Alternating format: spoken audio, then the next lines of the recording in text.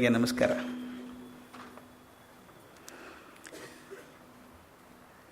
ಈಗ ಮಾತಾಡ್ತಾ ಇದ್ವಿ, ನಿನ್ನೆ ಇಡೀ ದಿವಸ ಮಾತಾಡಿದ್ರು ಇನ್ನೂ ಕೃಷ್ಣ ಹೊಟ್ಟಲೇ ಇಲ್ಲ ಅಂತ. ಆ ಕೃಷ್ಣನ ಜೀವನನೇ ಅಷ್ಟು ದೊಡ್ಡದು. ಹಿಂದಕ್ಕೊಂದ್ಸಲ ಅಲ್ಲಮ್ಮ ಪ್ರಭು ಅವ್ರ ಬಗ್ಗೆ ಮಾತಾಡುವಾಗ ಅದನ್ನು ಹೇಳಿದ್ದೆ ನಾನು.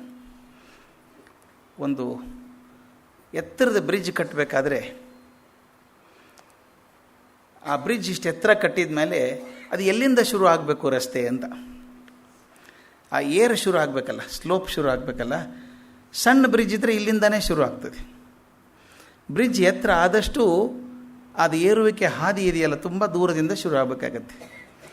ಹಾಗೆ ಕೃಷ್ಣನ ಜೀವನ ಹೇಳಬೇಕಾದ್ರೆ ಹಿನ್ನೆಲೆ ಅಷ್ಟು ಉದ್ದ ಬೇಕಾಗತ್ತೆ. ನಿನ್ನೆ ಅವತಾರಗಳನ್ನು ಹೇಳ್ತಾ 8 ಅವತಾರಗಳಲ್ಲಿ 8 ಬಗೆ ಇದ್ದಾವೆ ಅಂತ. ಅದರಲ್ಲಿ ಅಂಶಾವತಾರವಾದಂಥ ರಾಮ, ಮರ್ಯಾದಾ ಪುರುಷೋತ್ತಮ ರಾಮ, ಹೇಗೆ ಬದುಕಬೇಕು ಅಂತ ಒಂದು ಮಾದರಿ ಹಾಕಿಕೊಟ್ಟಂಥ ರಾಮ. ಆದರೆ ನಮಗೆ ಸ್ವಲ್ಪ ಕಷ್ಟ ರಾಮ.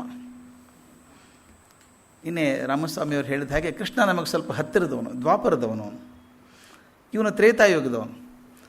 ಅದಕ್ಕೆ ಒಂದೆಷ್ಟು ಚಂದದ ಮಾತು ನಮ್ಮ ಲೀಲಾಶುಕ ಶ್ರೀಕೃಷ್ಣ ಕರ್ಣಾರ್ಣವದಲ್ಲಿ ಹೇಳ್ತಾನೆ. ಅದನ್ನು ನಮ್ಮ ಆತ್ಮೀಯರಾದಂಥ ಕೊರ್ಗಿ ಶಂಕರನಾರಾಯಣ ಉಪಾಧ್ಯಾಯರು ಬಹಳ ಸುಂದರವಾಗಿ ಕನ್ನಡಕ್ಕೆ ಮಾಡಿದ್ದಾರೆ, ಅದ್ಭುತವಾಗಿ ಮಾಡಿದ್ದಾರೆ. ಅದು ಓದಲೇಬೇಕು ಎಲ್ಲರೂ, ಅಷ್ಟು ಚೆನ್ನಾಗಿದೆ. ಅದರಲ್ಲಿ ಒಂದು ಪದ್ಯ ಇದೆ. ವಿಹಾಯ ಕೋದಂಡ ಶರವು ಮುಹೂರ್ತಂ ಗ್ರಹಾಣ ಪಾಣವು ಮಣಿಚಾರು ವೇಣು ಮಯೂರ ಬರ್ಹಂಚ ನಿಜೋತ್ತಮಾಂಗೆ ಸೀತಾಪತೆ ತ್ವಾಂ ಪ್ರಣಯಾಮಿ ಪಶ್ಚಾತ್ ಅಂತ ರಾಮನಿಗೆ ಹೇಳ್ತಾನೆ. ರಾಮನಿಗೆ ಹೇಳೋದಂದ್ರೆ, ಮರ ನೀ ಭಾಳ ಚೆನ್ನಾಗಿದ್ದಿ, ಬಹಳ ಒಳ್ಳೆಯವನು, ಆದರೂ ಸ್ವಲ್ಪ ಕೃಷ್ಣನಂಗೆ ಆಗಪ್ಪ ನೀನು ನೋಡಿದ್ರೆ ಭಯ ಬರುತ್ತೆ, ಏನೋ ಮುಟ್ಟಕ್ಕೆ ಹೆದರಿಕೆ ನೀನು, ಅದಕ್ಕೆ ಸ್ವಲ್ಪ ನೀ ಚೆನ್ನಾಗಿದ್ದೆ, ನೀನು ಕೆಟ್ಟವನಲ್ಲ, ಭಾಳ ಒಳ್ಳೆಯವನು ನೀನು, ನಮಸ್ಕಾರ ಮಾಡ್ತೀನಿ, ಸ್ವಲ್ಪ ಕೃಷ್ಣನಂಗೆ ಕಾಣಿಸು, ಆಮೇಲೆ ನಮಸ್ಕಾರ ಮಾಡ್ತೀನಿ ಅಂತ. ಅದು ಎಷ್ಟು ಚೆನ್ನಾಗಿದೆ ನೋಡಿ. ಕೋದಂಡ ಬಾಣಗಳ ಕಳಚಿ ಬದಿಯಲ್ಲಿಟ್ಟು, ಈ ಕೋದಂಡ ಮತ್ತು ಬಾಣಗಳನ್ನು ಕಳಚಿ ಬದಿಯಲ್ಲಿಟ್ಟು ಕೈಯಲ್ಲಿ ಕೋಲ ಹಿಡಿ ಕೊಂಚ ಹೊತ್ತು ಹಾಗೆ ಮುಡಿಯಲ್ಲಿ ಸಿಕ್ಕಿಸಿಕೋ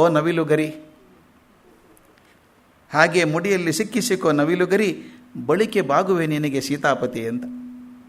ನಿನಗೆ ಆಮೇಲೆ ನಮಸ್ಕಾರ ಮಾಡ್ತೀನಿ. ಯಾಕಂದರೆ ಕೃಷ್ಣ ಅಂದರೆ ತುಂಬ ಹತ್ತಿರದವನು. ಅದಕ್ಕೆ ಪೂರ್ಣಾವತಾರ ಅಂತ ಹೇಳೋದಂದರೆ ಯಾವ ಕಾಲಕ್ಕೂ ಸಲ್ಲುವಂಥ ಅವತಾರ ಕೃಷ್ಣಾವತಾರ. ಅದು ಆದರ್ಶಗಳ ದಾಖಲಾಟ ಇಲ್ಲ. ಇಂದಿನ ವ್ಯವಸ್ಥೆಯನ್ನು ಹೇಗೆ ನಡೆಸಬೇಕು ಅನ್ನುವಂಥ ಒಂದು ಚಿಂತೆ ಕೃಷ್ಣನದು. ಆದ್ದರಿಂದ ಆ ಪೂರ್ಣಾವತಾರಿ ಕೃಷ್ಣನಿಗೂ ರಾಮನಿಗೂ ಹೊಂದಿಸಿ ಆ ಲೀಲಾಶೋಕ ಮಾಡಿದಂಥ ವರ್ಣನೆ ತುಂಬ ಸಂತೋಷ ಅನಿಸುತ್ತೆ. ನೀನು ನಮಸ್ಕಾರ ಮಾಡ್ತೀನಿ ಸೀತಾಪತಿ, ಆದರೆ ಸ್ವಲ್ಪ ಕೃಷ್ಣನಂಗೆ ಕಾಣಿಸು, ಆಮೇಲೆ ನಮಸ್ಕಾರ ಮಾಡ್ತೀನಿ. ಆಮೇಲೆ ಕೃಷ್ಣರ ಬಗ್ಗೆ ಮಾತಾಡ್ತಾ ಎಷ್ಟು ಜನ ಕೃಷ್ಣರಿದ್ದಾರೆ ಅಂತ. ನಮ್ಮಲ್ಲಿ ಸಾಕಷ್ಟು ಸಲ ಕೃಷ್ಣರ ಬಗ್ಗೆ ಬರ್ತದೆ, ಎಷ್ಟು ಜನ ಕೃಷ್ಣರಿದ್ದಾರೆ ಅಂತ ನೋಡಬೇಕು. ಶ್ರುತಿಗಳಲ್ಲಿ ಬೇರೆ ಬೇರೆ ಕೃಷ್ಣರ ವಿಚಾರ ಬರ್ತದೆ. ಋಗ್ವೇದದೊಳಗೆ ವಿಶ್ವಕಾಯ ಅನ್ನೋನ ತಂದೆ ಕೂಡ ಕೃಷ್ಣ ಅಂತ ಒಬ್ಬ ಇದ್ದ ಅಂತ ಮಾತು ಬರ್ತದೆ. ಋಗ್ವೇದದ ಆದಿಭಾಗದಲ್ಲಿ ಬರುವಂಥ ಮಾತು. ಅದೇ ಋಗ್ವೇದದ ಕೊನೆಯ ಭಾಗದಲ್ಲಿ ಬಂದಾಗ ಇನ್ನೊಬ್ಬ ಕೃಷ್ಣ ಅನ್ನೊಬ್ಬ ಸನ್ಯಾಸಿ ಬರ್ತಾನೆ, ಮುನಿ, ಕೃಷ್ಣ ಮುನಿ ಅಂತ ಕರೀತಾರೆ. ಅವನು ಋಗ್ವೇದದ ಕೊನೆಯ ಭಾಗದಲ್ಲಿ ಬರುವಂಥ ಒಂದು ಬರ್ತಾ ಹತ್ರ. ಅದರೊಳಗೆ 2 ಮಂಡಲದೊಳಗೆ 2 ಸೂಕ್ತ ಕೂಡ ಇದೆ ಅವನ ಬಗ್ಗೆ, ಕೃಷ್ಣ ಮುನಿ ಬಗ್ಗೆ. ಕೌಶಿತಕಿ ಬ್ರಾಹ್ಮಣದಲ್ಲಿ ಕೃಷ್ಣ ಆಂಗಿರಸ ಅಂತ ಒಂದು ಪಾತ್ರ ಬರ್ತದೆ. ಐತ್ರೇಯದ ಅರಣ್ಯಕದಲ್ಲಿ ಕೂಡ ಕೃಷ್ಣ ಹಾರೀತ ಅಂತ ಒಂದು ಪಾತ್ರ ಬರ್ತದೆ. ಅಂದರೆ ಕೃಷ್ಣ ಅನ್ನೋದು ಇದು ಮೊದಲನೇ ಹೆಸರಲ್ಲ, ಮೊದಲು ಸಾಕಷ್ಟು ಜನ ಇದ್ದರು. ಅದಲ್ಲದೆ ಮಹಾಭಾರತದ ಕರ್ತೃವಾದಂಥ ಕೃಷ್ಣ ದ್ವೈಪಾಯನರ ಹೆಸರು ಇದೆ. ಇವರು ಯಾರೂ ನಮಗೆ ಬೇಕಾದವರಲ್ಲ. ಈ ಪರಿಸ್ಥಿತಿಯಲ್ಲಿ ಇವರೆಲ್ಲರೂ ಕೃಷ್ಣರೇ ಆದರೂ ಕೂಡ ನಮಗೆ ಬೇಕಾದವರಲ್ಲ. ಛಾಂದೋಗ್ಯದಲ್ಲಿ ಒಂದು ಮಾತು ಬರ್ತದೆ. ಛಾಂದೋಗ್ಯ ಉಪನಿಷತ್ತಲ್ಲಿ ಒಂದು ಭಾಳ ಚಂದದ ಮಾತದು. ಘೋರ ಆಂಗಿರಸ ಅಂತ ಒಬ್ಬ ಮುನಿಗಳು, ಆ ಘೋರ ಆಂಗಿರಸರ ಬಳಿ ಕಲಿಯೋದಕ್ಕೆ ಹುಡುಗ ಕೃಷ್ಣ ಅಂತ ಬಂದಿದ್ದ. ಸಕಲ ವಿದ್ಯೆಗಳನ್ನು ಕಲ್ಕೊಂಡು ಹೋದ ಅವನು. ಅದರೊಳಗೆ ಮುಖ್ಯವಾಗಿ ಪುರುಷ ವಿದ್ಯೆಯನ್ನು ಕಲಿತ ಅಂತ ಬರೀತಾರೆ. ಇದೇನು ಪುರುಷ ವಿದ್ಯೆ ಅಂತ ಸ್ವಲ್ಪ ವರ್ಣನೆ ಮಾಡ್ತಾರೆ. ಈ ಕೃಷ್ಣ ಅನ್ನೋನು ಘೋರ ಆಂಗಿರಸ ಕಡೆ ಬಂದು ಶಿಷ್ಯತ್ವ ವಹಿಸಿ ಈ ಪುರುಷ ವಿದ್ಯೆಯನ್ನು ಕಲ್ಕೊಂಡು ಹೋದ ಅಂತ. ಪುರುಷ ವಿದ್ಯೆ ಅಂದರೆ ಏನು ಅಂದರೆ, ಇದು ದೀರ್ಘಾಯುಷ್ಯದ ಫಲ ಇರುವಂಥದ್ದು. ಹಸಿವು, ಬಾಯಾರಿಕೆ, ಮುಪ್ಪು, ರೋಗ ಇವೆಲ್ಲವನ್ನು ಗೆಲ್ಲುವಂಥ ಸಾಮರ್ಥ್ಯ ಬರೋದು ಆ ಪುರುಷ ವಿದ್ಯೆಯಿಂದ ಅಂತ. ಅದನ್ನು ಕರತಲ ಮಲಕ ಮಾಡ್ಕೊಂಡ್ಬಿಟ್ಟಿದ್ದ ಅವನು ಅಂತ. ಒಂದು ಮಾತು ಇನ್ನೊಂದು ಸೇರಿಸ್ತಾರೆ ಅದರೊಳಗೆ. ಅವನು ಎಷ್ಟು ಬೇಗ ಕಲಿತ ಅಂದರೆ ಆ ಗುರುಗಳದನ್ನು ಕಲಿಯೋದಕ್ಕೆ ಎಷ್ಟು ಸಮಯ ತಗೊಂಡಿದ್ರೋ ಅದಕ್ಕಿಂತ ಒಂದು ಅಂಶದಲ್ಲಿ ಪೂರ್ತಿ ಕಲ್ಕೊಂಡು ಹೋಗ್ಬಿಟ್ಟ ಅವನು ಅಂತ. ಎಷ್ಟು ವರ್ಣನೆ ಕೃಷ್ಣನ ಬಗ್ಗೆ ಬರ್ತದೆ. ಆದರೆ ಒಂದು ಸಂಶಯ ಬರೋದು ನಮಗೆ, ಕೃಷ್ಣ ಮತ್ತು ಬಲರಾಮ ಸಾಂದೀಪನಿ ಋಷಿ ಶಿಷ್ಯರಾಗಿದ್ದರು. ಈ ಘೋರಾಂಗಿರಸ ಯಾರು? ಕೃಷ್ಣ ಅವನೇ ಇರಬೇಕು ಅಂತ ಅನಿಸುತ್ತೆ. ಮತ್ತು ಇನ್ನೊಂದು ಶ್ಲೋಕ ಸೇರಿಸ್ತಾರೆ ಅದರೊಳಗೆ ಮುಂದೆ, ಅವನೇ ಅಂತ ಅನ್ನೋ ಹಾಗೆ ಬರೋ ಹಾಗೆ ಅವನನ್ನು ದೇವಕಿ ಪುತ್ರ ಅಂತ ಕೂಡ ವರ್ಣನೆ ಮಾಡ್ತಾರೆ. ಘೋರ ಆಂಗಿರಸರ ಶಿಷ್ಯ, ಪುರುಷ ವಿದ್ಯೆಯನ್ನು ಕಲ್ತಿದ್ದಾನೆ. ಎಲ್ಲ ರೋಗಗಳನ್ನು ದಾಟಿಸುವಂಥ ವಿದ್ಯೆ ಅದು. ಹಸಿವು, ಬಾಯಾರಿಕೆ, ನೀರಿಡಿಕೆ ಅವನಿಗೇನೂ ಆಗಲ್ಲ, ವಯಸ್ಸು ಕೂಡ ಆಗಲ್ಲ. ಅಂಥದ್ದೊಂದು ಶಕ್ತಿ ಸಂಪಾದನೆ ಮಾಡ್ಕೊಂಡು ಹೋದ, ಬಹಳ ಬೇಗ ಸಂಪಾದನೆ ಮಾಡಿಕೊಂಡ. ಅವನು ದೇವಕಿ ಪುತ್ರ ಅಂತ. ಆ ಶ್ಲೋಕ ಹೆಂಗಿದೆ ನೋಡಿ. ತದ್ ಏತತ್ ಘೋರ ಆಂಗಿರಸೋ ದೇವಕೀ ಪುತ್ರಾಯ ಕೃಷ್ಣಾಯ ಉಕ್ತ್ವಾ ಉವಾಚ ಅಪಿಪಾಸ ಏವ ಸ ಬಭೂವ ಅಂತ. ಅಂದರೆ ಕೃಷ್ಣ ಬಲರಾಮರು ಇದ್ರಿದ್ರಲ್ಲ, ದೇವಕಿ ಪುತ್ರ ಇವನು, ಇಷ್ಟು ಬೇಗ ಕಲ್ತಂಥವ್ರು ಅಷ್ಟು ಬೇಗವಾಗಿ ಇದುವರೆಗೆ ಯಾರೂ ಕಲೀಲಿಲ್ಲ ಅಂತ ಬಂತು. ದೇವಕಿ ಪುತ್ರ ಅಂತ ಬರೆದ್ಮೇಲೆ ಗೊತ್ತಾಯ್ತು. ಹಾಗಾದ್ರೆ ಆಂಗಿರಸ ಯಾರು ಇವರು? ಹುಡುಕಿದಾಗ ಗೊತ್ತಾಗ್ತದೆ, ಸಾಂದೀಪನಿ ಗುರುಗಳು ಆಂಗಿರಸ ಗೋತ್ರದವರು. ಸಾಂದೀಪನಿ ಋಷಿಗಳು ಆಂಗಿರಸ ಗೋತ್ರದವರು. ಸಾಮಾನ್ಯವಾಗಿ ಈಗ ಹೊಸ ಫ್ಯಾಷನ್ ಆಗಿದೆ, ನೋಡಿದ್ರಾ? ಮರ್ತೋಗಿತ್ತು, ಈಗ ಸ್ವಲ್ಪ ಫ್ಯಾಷನ್ ಆಗಿದೆ ಗೋತ್ರವನ್ನು ಇಟ್ಕೊಳ್ಳೋದು ಅಂತ. ಭಾರದ್ವಾಜ ಅಂತ ಇಟ್ಕೊಳ್ಳೋದು ಮೊದಲು ಪತ್ತೇನಿರಲಿಲ್ಲ ಅವು. ಈಗ ಗೋತ್ರ ಇಟ್ಕೊಳ್ಳೋದು ಬಂದಿದೆ, ಹಾಗೆ ಒಳ್ಳೆಯದದು. ಹಾಗೆ ಆಂಗಿರಸ ಗೋತ್ರದವರು ಸಾಂದೀಪನಿ. ಆದ್ದರಿಂದ ಮೊದಲು ಗೋತ್ರದ ಮೂಲಕನೇ ಹೇಳ್ತಾ ಇದ್ರು ಬಂದಿನ. ಈಗಾದರೂ ಪ್ರವರ ಹೇಳ್ಕೋಬೇಕಾದ್ರೆ ವಶಿಷ್ಠ ವಾಸಿಷ್ಠ ಮೈತ್ರ ಅವರಣ್ಯ ಕೌಂಡಿಣ್ಯತಿ ಪ್ರವರಾನ್ಮೇತ ಸಾಯಂಕಾಯನಸ ಗೋತ್ರೋತ್ಪನ್ನೋಹಂ ಅಂತ ಹೇಳಬೇಕು. ಯಾವ ಗೋತ್ರದಲ್ಲಿದ್ದೀರಿ ಅಂದರೆ ಯಾವ ಮನೆತನಕ್ಕೆ ಸೇರ್ಕೊಂಡಿದ್ದೀರಿ ಅಂತ ಹೇಳುವಂಥದ್ದು ಪ್ರವರ ಹೇಳೋದು. ಇಲ್ಲಿ ಆಂಗಿರಸ ಗೋತ್ರಕ್ಕೆ ಸೇರಿದವರಾದ್ದರಿಂದ ಇವರು ಆಂಗಿರಸರು ಅಂತ. ಮತ್ತು ಘೋರ ಆಂಗಿರಸ ಅಂತ ಯಾಕೆ ಬಂತು? ಅವ್ರ ತಪಸ್ಸೇ ಅಷ್ಟು ಘೋರವಾಗಿತ್ತು. ತಪಸ್ಸು ಮಹಾ ಘೋರವಾಗಿರೋದ್ರಿಂದ ಅವರು ಘೋರ ಆಂಗಿರಸರು ಅಂತ ಕರಿತಿದ್ರು. ಈಗ ನಮ್ಗೆ ಸ್ವಲ್ಪ ತಿಳಿಯಾಯಿತು. ಛಾಂದೋಗ್ಯ ಉಪನಿಷತ್ತಲ್ಲಿ ಬರುವಂತಹ ಕೃಷ್ಣ ಇವನೇ. ಘೋರ ಆಂಗಿರಸರು ಅಂದರೆ ಸಾಂದೀಪನಿ ಋಷಿಗಳು ಆಂಗಿರಸ ಗೋತ್ರಕ್ಕೆ ಸೇರಿದವರಾದ್ದರಿಂದ, ಘೋರವಾದ ತಪಸ್ಸು ಮಾಡಿದ್ರಿಂದ ಅವರು ಘೋರ ಆಂಗಿರಸರು ಅಂತ ಕರೆದ್ರು. ಅವರ ಕಡೆಯಿಂದ ಪುರುಷ ವಿದ್ಯೆಯನ್ನು ಕಲ್ತಂಥವನು ಕೃಷ್ಣ ಅಂತ ಗೊತ್ತಾಯಿತು. ಈಗ ಅನಿಸುತ್ತೆ ಅವನು ಹಾಗೆ ಕಲ್ತಿದ್ರಿಂದಾನೇ ಕೃಷ್ಣ ಕೂಡ ಇಡೀ ಬದುಕಿನುದ್ದಕ್ಕೂ ಯೋಗಿ ಹಾಗೆ ಬದುಕಿದ. ಇದು ಬಹಳ ಮುಖ್ಯ ತಿಳ್ಕೋಬೇಕಾದದ್ದು. ಮುಂದೆ ಚರ್ಚೆ ಮಾಡಬೇಕಾದನ್ನು. ಕೃಷ್ಣನ ಬಗ್ಗೆ ಬೇಕಾದಷ್ಟು ಕಂಪ್ಲೇಂಟ್ ಇದ್ದಾವಲ್ಲ, ಅದನ್ನು ತೊಗೊಂಡಾಗ ಹೇಳಬೇಕಾಗತ್ತೆ. ಕೃಷ್ಣ ಮಹಾಭೋಗಿ ಅನ್ನೋ ರೀತಿಯಲ್ಲಿ ಮಾತಾಡ್ತೇವೆ ನಾವು. ಆದರೆ ಯಾರು ನಿಜವಾಗಿ ಯೋಗಿ ಅಂತ? ಭೋಗದ ಮಧ್ಯೆ ಬದುಕಿ ಅಂಟ್ಕೊಳ್ಳಾರ್ದೇ ಇದ್ದವನು ನಿಜವಾಗ್ಲೂ ಯೋಗಿ. ಹಿಮಾಲಯ ಪರ್ವತದಲ್ಲಿ ಕೂತ್ಕೊಂಡು ಅವನು ಯೋಗಿ ಅಲ್ಲ, ಅವನು ಬಿಟ್ಟು ಹೋಗಿದ್ದಾನೆ ಪ್ರಪಂಚನ. ಅದಕ್ಕೆ ಹೇಳ್ತಿರ್ತೀನಿ, ಹಿಮಾಲಯಕ್ಕೆ ಶಾಂತಿ ಹುಡುಕಬೇಕು ಅಂತ ಹುಡುಕ್ತಾರೆ, ಶಾಂತಿ ಪಡ್ಕೊಳ್ಬೇಕು ಅಂತ ಹಿಮಾಲಯಕ್ಕೆ ಹೋಗ್ತಾರೆ.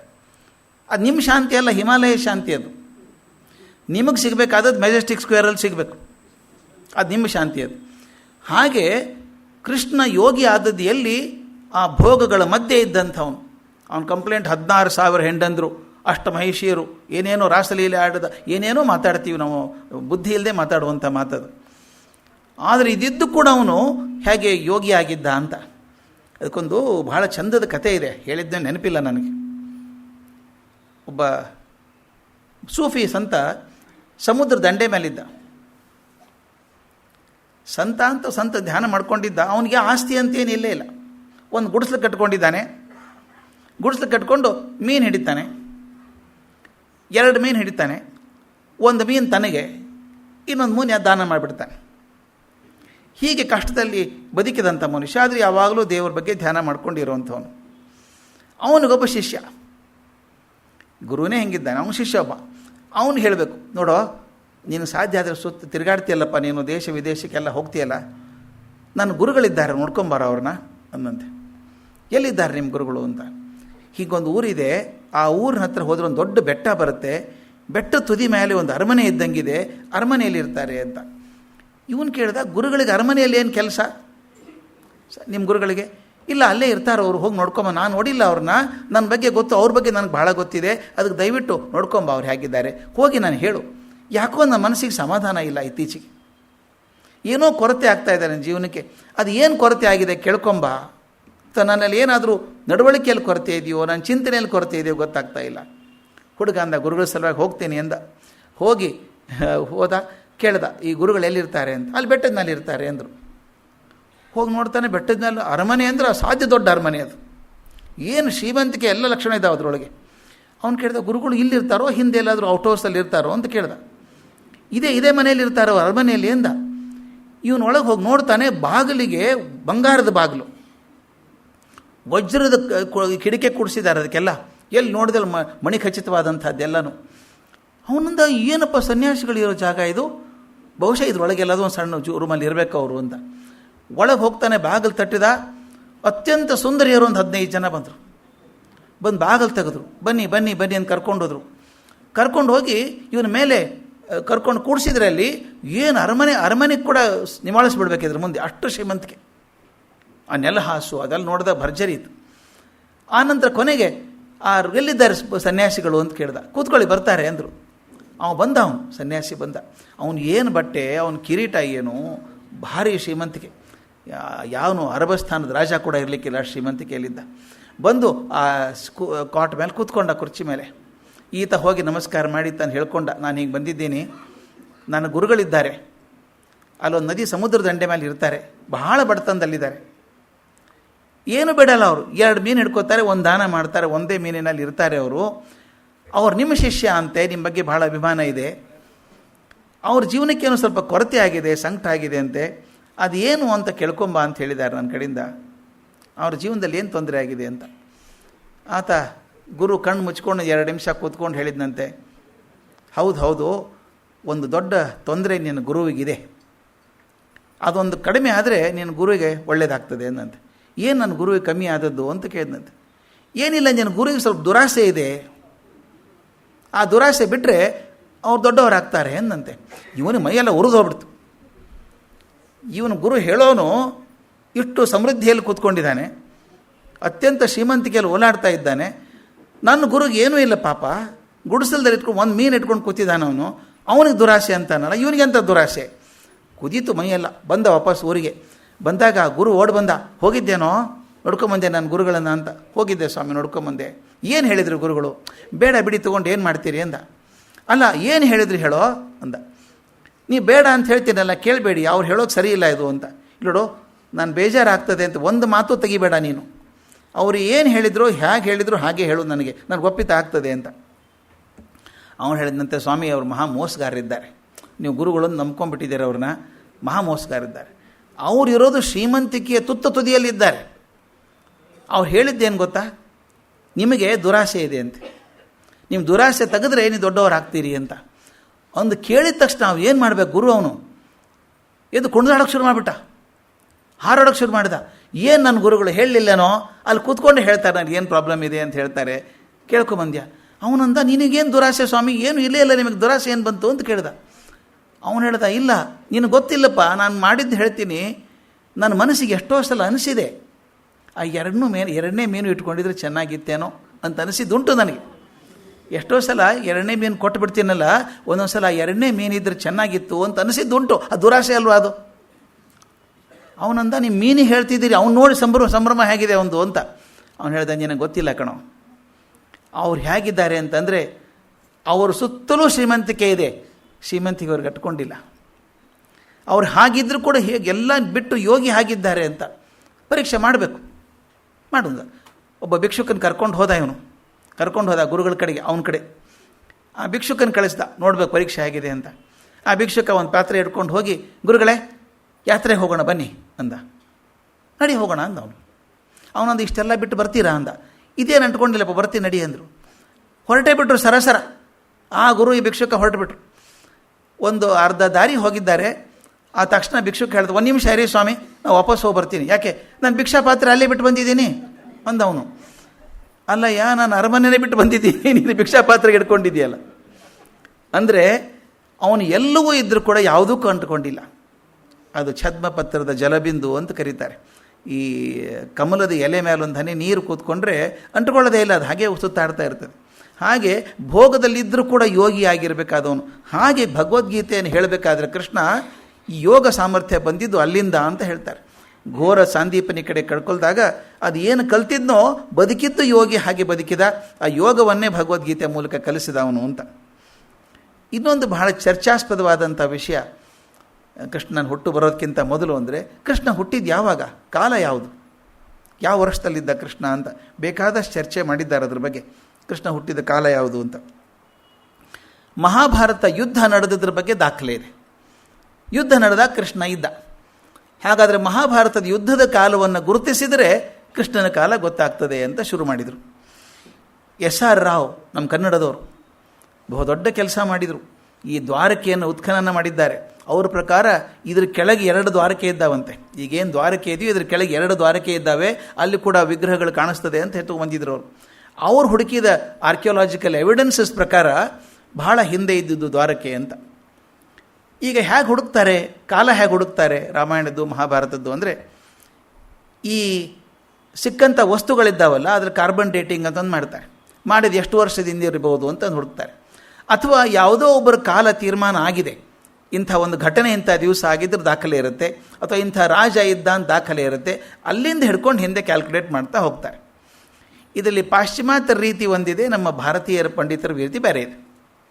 ಪಾಶ್ಚಿಮಾತ್ಯರು ಏನು ಹೇಳ್ತಾರೆ, ಯುರೋಪಿಯನ್ ಪಾಶ್ಚಿಮಾತ್ಯರು ಅಂದರೆ ಮಹಾಭಾರತ ಯುದ್ಧ 1500 ವರ್ಷ ಕ್ರಿಸ್ತಶಕ ಪೂರ್ವ ಅದಕ್ಕಿಂತ ಈ ಕಡೆನೇ ಆದದ್ದು. ಬಹಳ ಅಂದರೆ 1400 ವರ್ಷ ಕ್ರಿಸ್ತ ಪೂರ್ವ 1400 ವರ್ಷದಿಂದ ಈಚೆಗೆ ಆದದ್ದು. ಅಂದರೆ ಈಗ 3500 ವರ್ಷಗಳ ಹಿಂದೆ ಆದದ್ದು ಅಂತ ಅವ್ರ ತೈರಿ.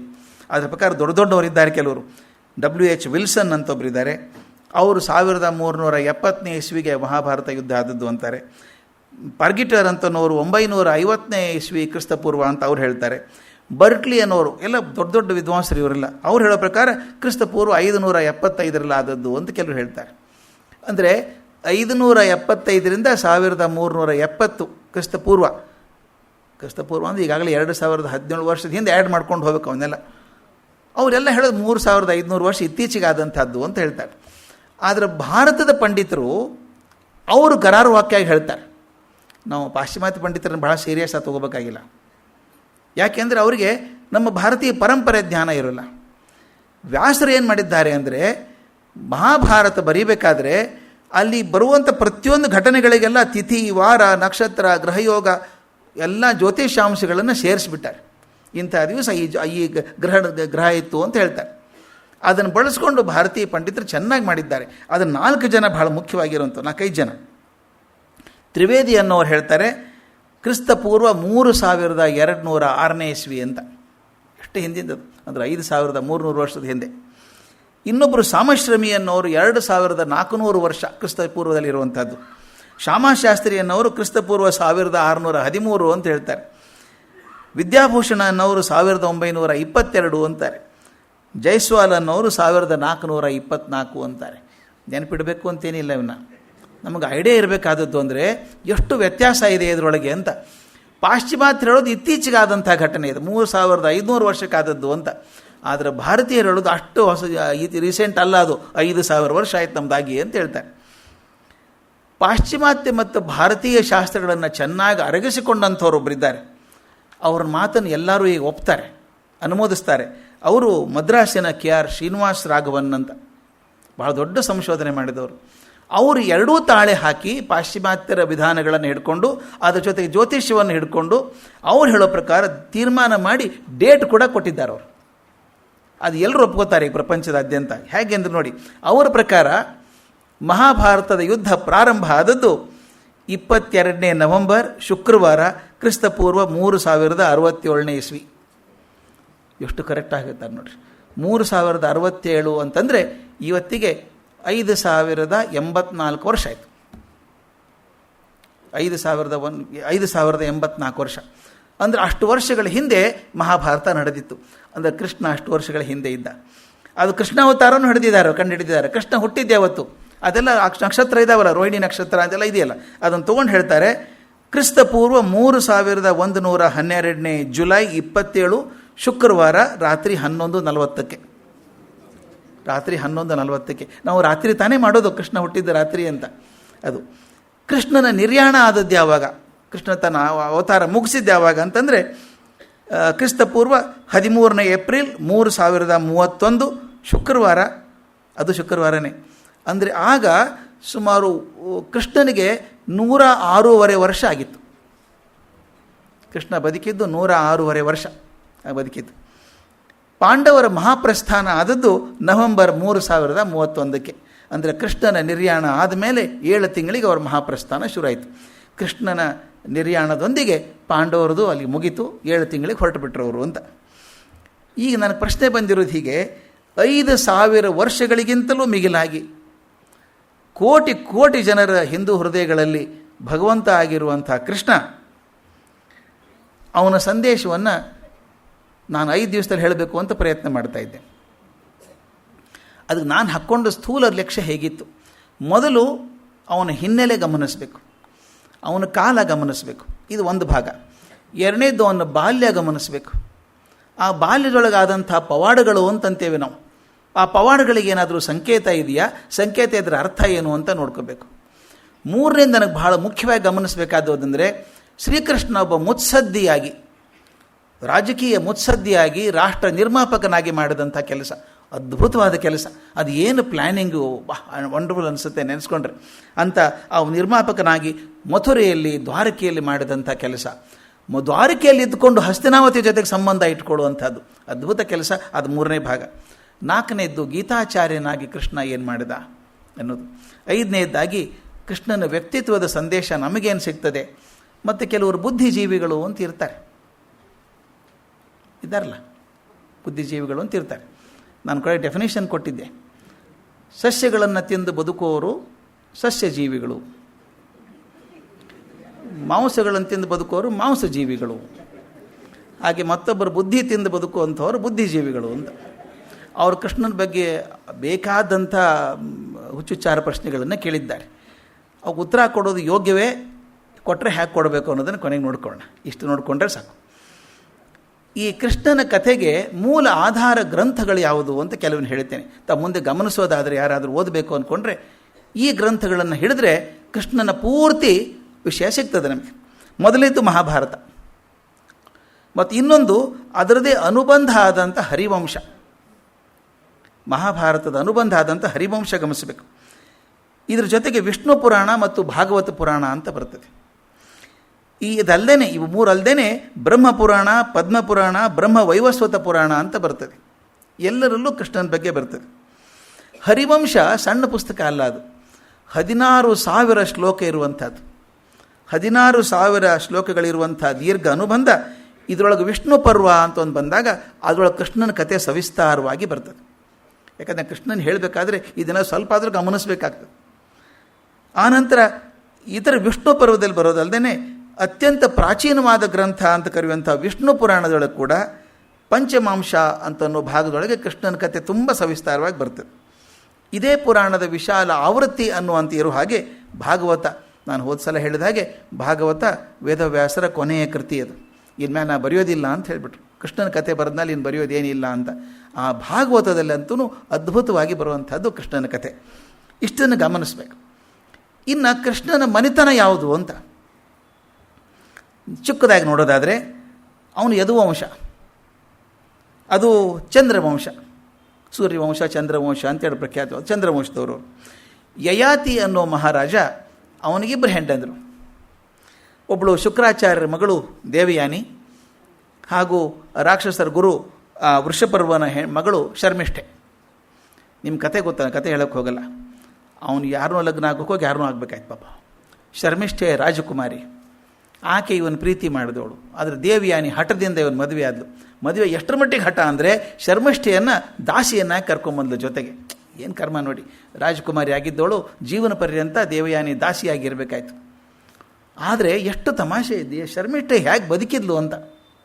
ಶರ್ಮಿಷ್ಠೆ ದಾಸಿಯಾಗಿ ಬದುಕಿದ್ರು. ಕಾಳಿದಾಸನ ಇದರ ಶಕುಂತಲೆಯಲ್ಲಿ ಒಂದು ಮಾತು ಬರ್ತದೆ. ಆ ಒಂದು ಮಾತನ್ನು ಹಿಡ್ಕೊಂಡು ಒಂದು ದೊಡ್ಡ ಕಾದಂಬರಿ ಬರೆದ್ರು, ಯುಗಾಂತ ಅಂತ. ಎಷ್ಟು ಅದ್ಭುತ. ಅದರೊಂದು ಏನು ಬರ್ತದೆ ಅಂದರೆ, ಕಣ್ವರು ಶಕುಂತಲೆಯನ್ನು ಕಳಿಸ್ಕೊಡ್ಬೇಕಾದ್ರೆ ಗಂಡನ ಮನೆಗೆ ಹೇಳ್ತಾರೆ, ಯಯಾತಿರೇವ ಶರ್ಮಿಷ್ಠ ಭರ್ತುರ್ ಬಹುಮತ ಭವ ಅಂತ. ಇದು ಹುಚ್ಚಿಡಿಸ್ಬೇಕು ಮಾತು, ಕೇರ್ಫುಲ್ಲಾಗಿ ಓದಿದರೆ ಎದೆ ಹೊಡೆದು ಹೋಗ್ತದೆ. ಯಯಾತಿ ಶಕುಂತಲೆಗೆ ಅಪ್ಪ ಹೇಳುವಂಥ ಮಾತು, ಮದುವೆ ಆಕೆ ಕಳಿಸ್ಕೊಡ್ತಾನೆ ಮುನಿಗಳ ಜೊತೆಗೆ. ರಾಜ ನಿಮ್ಮ ಗಂಡನ ಕಡೆ ಹೋಗು ಅಂತ ಕಳಿಸಿದಾಗ ಹೇಳ್ತಾನೆ, ಯಯಾತೀರೇವ ಶರ್ಮಿಷ್ಠ ಭರ್ತುರ್ ಬಹುಮತ ಭವ. ಅಂದರೆ ಶರ್ಮಿಷ್ಠೆ ಹೇಗೆ ಯಯಾತಿಗೆ ಪ್ರಿಯಳಾಗಿದ್ದಳೋ ಹಾಗೂ ನಿನ್ನ ಗಂಡನೇ ಪ್ರಿಯಳಾಗಿಳು ಅಂತ. ಆಭಾಸ ಅಲ್ವಾ ಅದು? ದೇವಯಾನಿ ಹೆಂಡತಿ, ಆದರೆ ಶರ್ಮಿಷ್ಠೆ ಹೆಂಗೆ ಪ್ರಿಯಳಾಗಿದ್ದಳು ಹಾಗಿರು ಅಂತ ಹೇಳ್ತಾನೆ. ಅಂದರೆ ಶರ್ಮಿಷ್ಠೆ ಪ್ರೀತಿ ಯಾವ ರೀತಿದಿರಬೇಕು ಅಂದ್ಕೊಂಡು ಆ ಇಡೀ ಕಾದಂಬರಿ ಬರ್ತಾರೆ ಯುಗಾಂತ ಅವರು. ಅದು ಮುಖ್ಯ ನನಗೆ. ಹಾಗೆ ಶರ್ಮಿಷ್ಠೆ ಇದ್ದವಳು. ದೇವಯಾನಿಗೆ 2 ಮಕ್ಕಳು, ಯದು ಮತ್ತು ತುರ್ವಶು ಅಂತ 2 ಮಕ್ಕಳು. ಶರ್ಮಿಷ್ಠೆಯಲ್ಲಿ 3 ಜನ ಮಕ್ಕಳು, ದೃಹ್ಯು, ಅನು ಮತ್ತು ಪೂರು ಅಂತ. ಪೂರ್ವನಿಂದ ಕುರುವಂಶ ಬಂತು, ಯದುವಿನಿಂದ ಯದುವಂಶ ಶುರುವಾಯಿತು. ಅವನು ಯದುವಂಶದ ಮೂಲ ಪುರುಷ ಯದು. ಮುಂದೆ ಈ ವಂಶದಲ್ಲಿ ಬಂದಂಥ ಮಹಾವೀರರು ಯಾರ್ಯಾರು? ಕಾರ್ತಿವೀರ್ಯ ಅರ್ಜುನ, ಮಧು, ವೃಷ್ಣಿ, ಉಗ್ರಸೇನ, ವಸುದೇವ, ಕೃತವರ್ಮ, ಅಕ್ರೂರ, ಸಾತ್ಯಕಿ, ಇವರೆಲ್ಲ ಮಹಾವೀರರು ಬಂದಂಥ ಯದುವಂಶ ಇದು. ಸಾಕಷ್ಟು ವಿಭಾಗಗಳಿದ್ದ, ಮುಂದೆ ತಗೋತೇನೆ ವಿಭಾಗಗಳನ್ನೆಲ್ಲ. ವೃಷ್ಣಿ ಅಂತ ಅವರೆಲ್ಲ ಬರ್ತಾರೆ. ಯದುವಂಶದಲ್ಲಿ ಒಂದು ಇತ್ತು, ಭಾಳ ತಮಾಷೆ ಆಗಿದೆ. ನನಗೆ ಗೊತ್ತಿರಲಿಲ್ಲ ಇದು, ಮೊದಲು ಮನೆ ಗೊತ್ತಾದದ್ದು ಈ ಪುಸ್ತಕ ಓದಿದಾಗ. ಯದುವಂಶದಲ್ಲಿ ದೇವಕ ಅಂತ ಒಬ್ಬ ರಾಜ ಇದ್ದ. ಅವನಿಗೆ 7 ಜನ ಹೆಣ್ಮಕ್ಳು. ಅವ್ರ ಹೆಸರು ಚೆನ್ನಾಗಿದೆ, ಕೇಳಬೇಕು. ಮಕ್ಕಳಿಗೆ ಹೆಸರು ಇಡ್ಬೇಕಾದ್ರೆ ಪ್ರಯೋಜನ ಆಗ್ತದೇನೋ. ಈಗೆಲ್ಲ ಹೊಸ ಹುಡುಕ್ತೀವಿ ಗೊತ್ತಾ, ನಾವು ಹಳೆಯ ಹೆಸರು ಹುಡುಕಿಡ್ತೀವಿ, ಹುಡುಕಿ ಸಂಸ್ಕೃತ ಹೆಸರು, ಹಳೆಯ ಹೆಸರು ಹುಡುಕ್ತಾರೆ. ಅವು 7 ಜನ ಹೆಸರು ನೋಡಿದ್ರೆ ಹೆಣ್ಮಕ್ಳು ಅಂತ ಅನಿಸೋದೇ ಇಲ್ಲ. ಅವು ಗಂಡಸರ ಹೆಸರು ಕೇಳ್ದಂಗೆ ಕೇಳಿಸ್ತವೆ. ಅವರು 7 ಜನ ಹೆಣ್ಮಕ್ಳು. ಒಬ್ಬರು ಧೃತದೇವ, ಶಾಂತಿದೇವ, ಉಪದೇವ, ಶ್ರೀದೇವ, ದೇವರಕ್ಷಿತ, ಸಹದೇವ ಮತ್ತು ದೇವಕಿ. ದೇವಕಿ ಒಂದೇ ಹುಡುಗಿ ಹೆಸರು ಕೇಳ್ದಂಗೆ ಕೇಳಿಸುತ್ತೆ, ಉಳಿಕೆಲ್ಲ ಹುಡುಗರ ಹೆಸರು ಹೇಳ್ದಂಗೆ ಇದೆ. 7 ಜನ ಹೆಣ್ಮಕ್ಳು ಅವನಿಗೆ. ಅವನು 7 ಜನ ಯಾರಿಗೆ ಮದುವೆ ಮಾಡಿಕೊಟ್ಟ ಗೊತ್ತಾ? ಒಬ್ಬನೇ 7 ಮಂದಿನ ಮದುವೆ ಆದದ್ದು. 7 ಜನ ಅಕ್ಕ ತಂಗಿಯರನ್ನು ಒಬ್ಬನೇ ಮದುವೆ ಆದ. ಅವನು ವಸುದೇವ. ಇದು ಹೋಲ್ಸೇಲ್. ಇದು ಇವು ಎಲ್ಲಿ 7 ಜನ ಎಲ್ಲಿ ಮದುವೆ ಮಾಡೋದು ಅಂಥೇಳಿ ಒಬ್ಬನೇ ಅಳಿಯನಿಗೆ 7 ಜನ. ಅವ್ನು ನೋಡಿ ವಿಚಿತ್ರ ಅನಿಸುತ್ತೆ. 7 ಜನ, ನಾನು ಎಷ್ಟೋ ಸಲ ತಲೆ ಕೆಡಿಸ್ಕೊತೀನಿ, ಇದನ್ನು ಕೆಡಿಸ್ಕೋಬಾರ್ದು. 7 ಜನ ಮಕ್ಕಳಂದ್ರೆ ವಯಸ್ಸಿನ ಅಂತರ ಎಷ್ಟಿರ್ಬೇಕ್ರಿ? ಮೊದಲೇದು ಕಡೆದು ಇವರೊಬ್ಬನೇ ಮದುವೆ ಆಗ್ಬಿಟ್ಟೆ, 7 ಜನನ ಮದುವೆ ಆದ. ಆಗಲಿ ಬಿಡಿ, ಅವನ ಕರ್ಮ ಅದು. ಆದರೆ ಇವರಿಷ್ಟೇ ಅಲ್ಲ, ಮುಂದೆ ಪೌರವಿ, ರೋಹಿಣಿ, ಭದ್ರಾ, ಮದಿರ, ರೋಚನ ಮತ್ತು ಇಡ ಅಂತಿಷ್ಟು ಇದರ ರಾಜಕುಮಾರಿಯರನ್ನು ಮದುವೆ ಆದಂತೆ. ಒಟ್ಟು ವಸುದೇವನಿಗೆ 13 ಜನ ಹೆಂಡಂದರು. 13 ಜನ ಹೆಂಡಂದರು. ಈ ಕಥೆಯನ್ನು ಹೇಳ್ಕೊಂಡು ಬರ್ತಾನೆ. ಇದನ್ನು ಶುಕಾಚಾರ್ಯರು ಪರೀಕ್ಷಿತನೇ ಹೇಳ್ತಾರೆ. ಈ ಕತೆ ಗೊತ್ತು ನಿಮಗೆ, ಭಾಗವತ ಕಥೆನೇ. ಪರೀಕ್ಷಿತ ಇನ್ನು ಸಾಯ್ತೀನಿ ಅಂತ ಗೊತ್ತಾದಾಗ ಅವನು ಹೇಳ್ತಾನೆ, ಶುಕಾಚಾರ್ಯನ ಕರೆದು ಹೇಳ್ತಾನೆ, ನಾನು 7 ದಿವಸ ಇರೋದು, 7 ದಿವಸದಲ್ಲಿ ಏನಾದರೂ ನನ್ನ ಜೀವನ ಸಾರ್ಥಕ ಆಗುವಂಥದ್ದು ಏನಾದರೂ ಒಂದು ಹೇಳಿ ಅಂತ ಕೇಳ್ಕೊಂಡಾಗ ಹೇಳ್ತಾರೆ ಶುಕಾಚಾರ್ಯರು, 7 ದಿವಸ ಬಹಳದ ಟೈಮ್ ಆಯ್ತಪ್ಪ ನಿನಗೆ, ಅಷ್ಟು ಟೈಮ್ ಬೇಕಾಗಿಲ್ಲ. ಎಷ್ಟೋ ಜನ ಒಂದು ಗಳಿಗೆಯಲ್ಲಿ ಜೀವನ ಬದಲಾಯಿಸ್ಕೊಂಡು ಹೋಗಿದ್ದಾರೆ, ನೀ ಮಾಡ್ಕೋಬಹುದು ಅಂತ ಹೇಳಿ ಈ ಪೂರ್ತಿ ಕತೆ ಹೇಳ್ಕೊಂಬರ್ತಾರೆ. ಯದುವಂಶದ ಪುರಾಣ ಹೇಳ್ಕೊಂಬರ್ತಾರೆ. ಈ ಪದ್ಯ ಹೇಳಿದಾಗ ವಸುದೇವನಿಗೆ 13 ಜನ ಹೆಂಡಂದರು ಅಂತ ಹೇಳಿ ಮುಂದಿನ ಶ್ಲೋಕ ಹೇಳ್ತಾರೆ. ಆ ಶ್ಲೋಕ ಎಷ್ಟು ಚೆನ್ನಾಗಿದೆ, ಭಾಗವತ ಶ್ಲೋಕ ಅದು. ವಸುದೇವಸ್ತು ದೇವಕ್ಯಾಂ ಅಷ್ಟಪುತ್ರ ನಜೀಜನತ್ ಅಷ್ಟಮಸ್ತು ತಯೋರಾಸೀತ್ ಸ್ವಯಮೇವ ಹರಿಖ್ಯಲ ಸುಭದ್ರಾಚ ಮಹಾಭಾಗ ತವ ರಾಜನ್ ಪಿತಾಮಹಿ ಅಂತ ಒಂದೊಂದು ಸಾಲ ಗಮನಿಸಬೇಕು, ಭಾಳ ಚೆನ್ನಾಗಿದೆ. ವಸುದೇವಸ್ತು ದೇವಕ್ಯಾಂ ಅಷ್ಟಪುತ್ರ ನಜೀಜನತ್. ವಸುದೇವ ದೇವಕಿಯರಿಗೆ 8 ಜನ ಮಕ್ಕಳಾಗಿದ್ದರು. ವಸುದೇವ ದೇವಕಿಯರಿಗೆ 8 ಜನ ಮಕ್ಕಳಾಗಿದ್ದರು. 8ನೇವನಾಗಿ ಅಷ್ಟಮಸ್ತು ತಯಾರಾಸೀತ್ ಸ್ವಯಮೇವ ಹರಿಖ್ಯಲ. 8ನೇವನಾಗಿ ಹುಟ್ಟಿದವ ಯಾರು ಗೊತ್ತೇನೋ? ಸಾಕ್ಷಾತ್ ಶ್ರೀಹರಿನೇ 8ನೇವನಾಗಿ ಹುಟ್ಟಿದ ಅಂತ ಎರಡನೇದು. ಸುಭದ್ರಾಚ ಮಹಾಭಾಗ, ಒಬ್ಬಳೇ ಮಗಳು ಅವನಿಗೆ, ಅದು ಸುಭದ್ರೆ, ಒಬ್ಬಳೇ ಮಗಳು. ಆ ಮಹಾಭಾಗ ಯಾರು ಗೊತ್ತಾಗೋದು? ತವ ರಾಜನ್ ಪಿತಾಮಹಿ. ರಾಜ ನಿಮ್ಮ ಅಜ್ಜಿ ಯಾಕೆ? ಯಾರು? ಸುಭದ್ರೆ ಮಗ ಗೊತ್ತು ನಮ್ಗೆ ಯಾರು ಅಂತ? ಅಭಿಮನ್ಯುನ ಮಗ ಪರೀಕ್ಷಿತ. ಅದಕ್ಕೆ ಹೇಳ್ತಾಳೆ, ನಿಮ್ಮ ಅಜ್ಜಿ ಯಾಕೆ? ಸುಭದ್ರೆ. ನೋಡು, ಸುಭದ್ರೆ ಒಬ್ಬಳೇ ತಂಗಿ, ಇವರೆಲ್ಲ 8 ಜನ ಗಂಡು ಮಕ್ಕಳು, 8ನೇದವನೇ ಕೃಷ್ಣ ಅಂತಿಷ್ಟೆಲ್ಲ ಸಂಭ್ರಮದಿಂದ ಶುಕಾಚಾರ್ಯ ಹೇಳಿದ ಕೂಡಲೇ ಅವನಿಗೊಂಥರ ರೋಮಾಂಚನ ಆಗಿಬಿಡುತ್ತೆ. ಒಂದು ನಿಮಿಷ ನಿಲ್ಲಿಸಿ ಅಂತಾನೆ. ಒಂದು ನಿಮಿಷ ನಿಲ್ಲಿಸ್ಬಿಟ್ಟು ನನಗೆ ಉಳಿಕೆ ಕತೆ ಹೇಳಿಬಿಡಿ, ಯದುವಂಶದ ಕತೆ ಬೇಡ ನನಗೀಗ, ನಿಲ್ಲಿಸ್ಬಿಡಿ ಅದನ್ನು ಅಂತ ಹೇಳ್ತಾನೆ. ಅವನು ಹೇಳೋ ಮಾತು ಹೆಂಗಿದೆ ನೋಡಿ. ನಾನು ದೇವಕಿಯ ಗರ್ಭದಲ್ಲಿ ಅವತರಿಸಿದ ಕೃಷ್ಣನ ಪುಣ್ಯ ಕಥೆಯನ್ನು ನಾನು ಕೇಳಬೇಕು. ನಮ್ಮ ಕತೆ ಬೇಡ, ಯದುವಂಶ ಕತೆ ಬೇಡ, ಕೃಷ್ಣನ ಒಂದೇ ಹೇಳಿ ನನಗೆ. ಕೃಷ್ಣನ ಪುಣ್ಯಕಥೆಯನ್ನು ನಾನು ಕೇಳಬೇಕು. ನಮ್ಮ ಅಜ್ಜಂದಿರ ಜೊತೆಗೆ ನಿಂತು ಅವರನ್ನು ಅನುಗ್ರಹಿಸಿದ ಮಹಾತ್ಮ ಅವನು. ಇದು ನಮ್ಮ ಕುಲದ ಹಿರಿಯರಿಗೆ, ನನ್ನ ಸ್ವಂತ ಬದುಕಿಗೆ ಸಂಬಂಧಿಸಿದ ಕಥೆ. ದಯವಿಟ್ಟು ಅದನ್ನು ವಿಸ್ತರಿಸಿ ಹೇಳಿ ಅಂತ ಕೇಳ್ಕೊತಾನೆ ಶುಕಾಚಾರ್ಯ. ಮುಂದಿನ ಮಾತು ಎಷ್ಟು ಚೆನ್ನಾಗಿದೆ, ಎಷ್ಟು ಆ ಹುಡುಗನ ಮನಸ್ಸಲ್ಲಿ ಇರಬೇಕು, ಪರೀಕ್ಷಿತನ ಮನಸ್ಸಲ್ಲಿ. ಅಶ್ವತ್ಥಾಮನ ಬ್ರಹ್ಮ ಶಿರಸ್ಸಿನಿಂದ ನಾಶವಾಗಬೇಕಾಗಿದ್ದ ಸಂದರ್ಭದಲ್ಲಿ ನನ್ನ ತಾಯಿಯ ಮೊರೆ ಕೇಳಿ ಕರಗಿ ಬಸಿರಿನಲ್ಲೇ ನನಗೆ ರಕ್ಷಣೆ ನೀಡಿ ಬದುಕಿಸಿದ ಮಹಾನುಭಾವನ ಕಥೆ. ಕುರುಪಾಂಡವರ ವಂಶದ ಕುಡಿಯನ್ನು ಉಳಿಸಿದ ಕರುಣಾಳು ಭಗವಂತನ ಕಥೆ ಅದು. ಅದನ್ನು ನಾನು ಕಿವಿ ತುಂಬ ಕೇಳಬೇಕು ಅಂತ. ಭಾಗವತ ಶ್ಲೋಕ ಎಷ್ಟು ಚೆನ್ನಾಗಿದೆ, ಕಣ್ಣಲ್ಲಿ ನೀರು ಬರ್ತಿದ್ರೆ ಅವ್ನು ಹೇಳೋದು ನೋಡಿದರೆ. ಅವ್ನು ಹೇಳ್ತಾನೆ, ಸುಟ್ಟು ಕರಕಾಗಿ ಹೋಗ್ಬಿಡ್ಬೇಕು ನಾನು ಅಂತ. ನಾನು ಬದುಕಿಸಿದ್ನಲ್ಲ ಕೃಷ್ಣ, ಆ ಕೃಷ್ಣನ ಕಥೆ ಕೇಳಬೇಕು.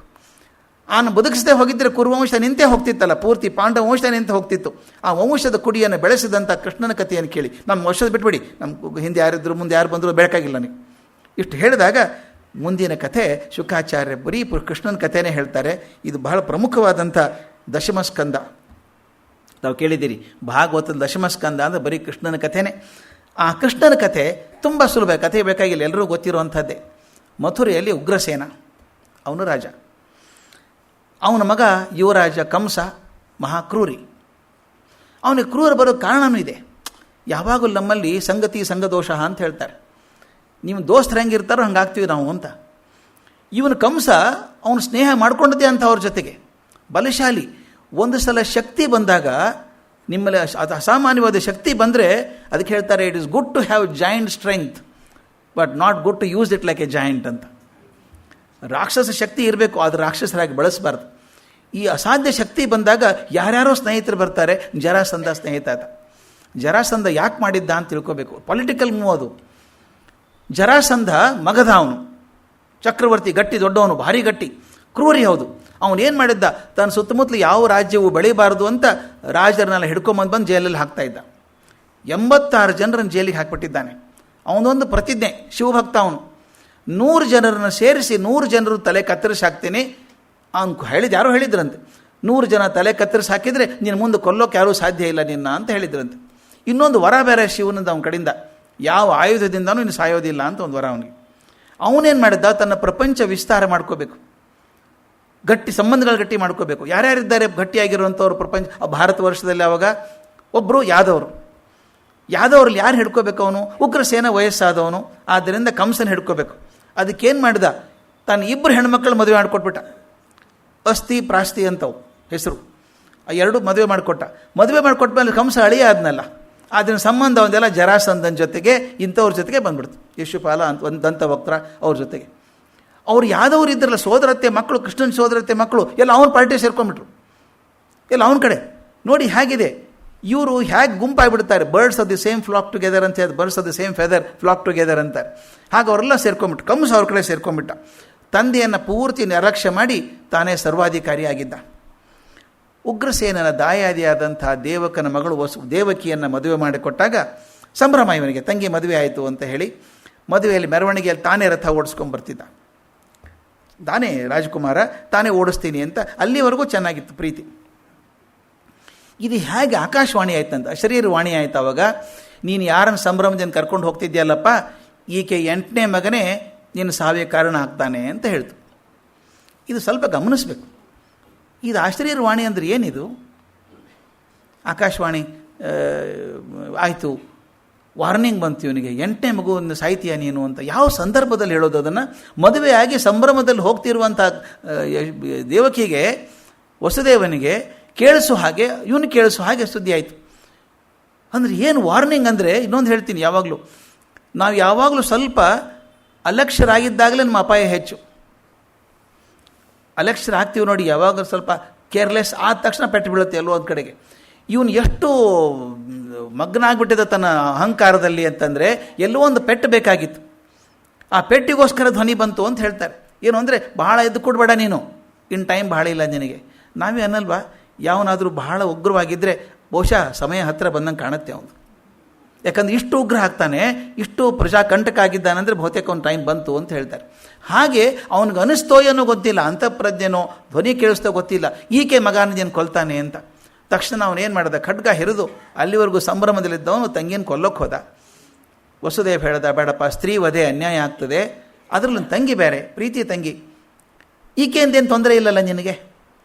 ಆಕಾಶವಾಣಿ ನಿನಗೇನು ಹೇಳ್ತು, ಈಕೆ ಮಕ್ಕಳಿಂದ 8ನೇ ಮಗನಿಂದ ನಿನಗೆ ಸಾವಿದೆ ಅಂತ ಹೇಳ್ತದೆ, ಈಕೆಯಿಂದೇನು ತೊಂದರೆ ಇಲ್ಲಲ್ಲ, ಬಿಟ್ಬಿಡಾಕೆನ.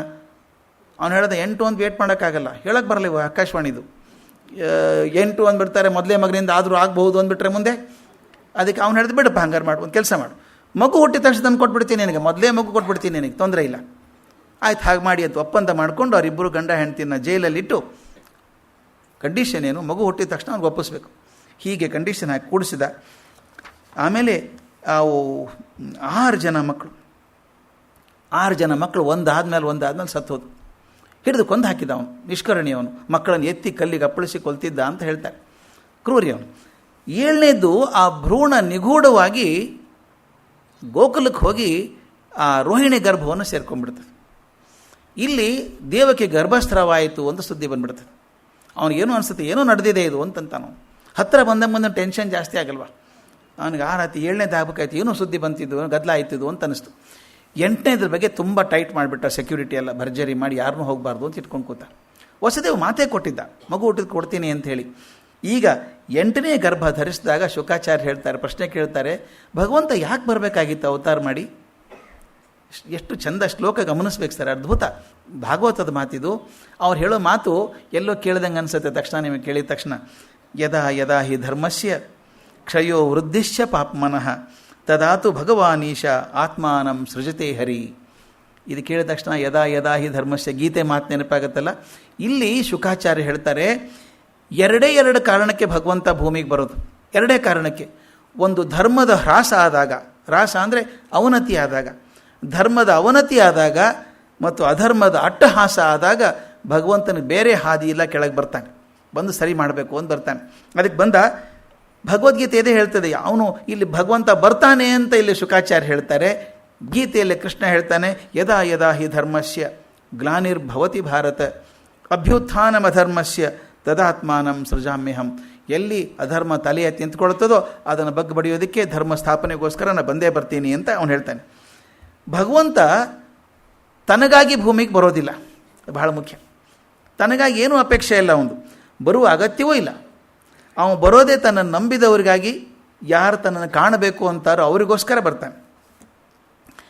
ಶುಕಾಚಾರ್ಯರು ಒಂದು ಅದ್ಭುತವಾದ ಶ್ಲೋಕ ಹೇಳ್ತಾರೆ, ಶ್ಲೋಕದ ಹೇಳಿಲ್ಲ ನಾನಿಲ್ಲ.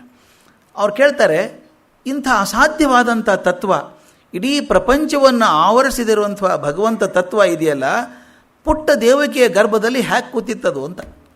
ಅದು ಕಲ್ಪನೆ, ಕವಿ ಕಲ್ಪನೆ ಇದೆ, ಎಷ್ಟು ಅದ್ಭುತ ಕಲ್ಪನೆ ಅದು.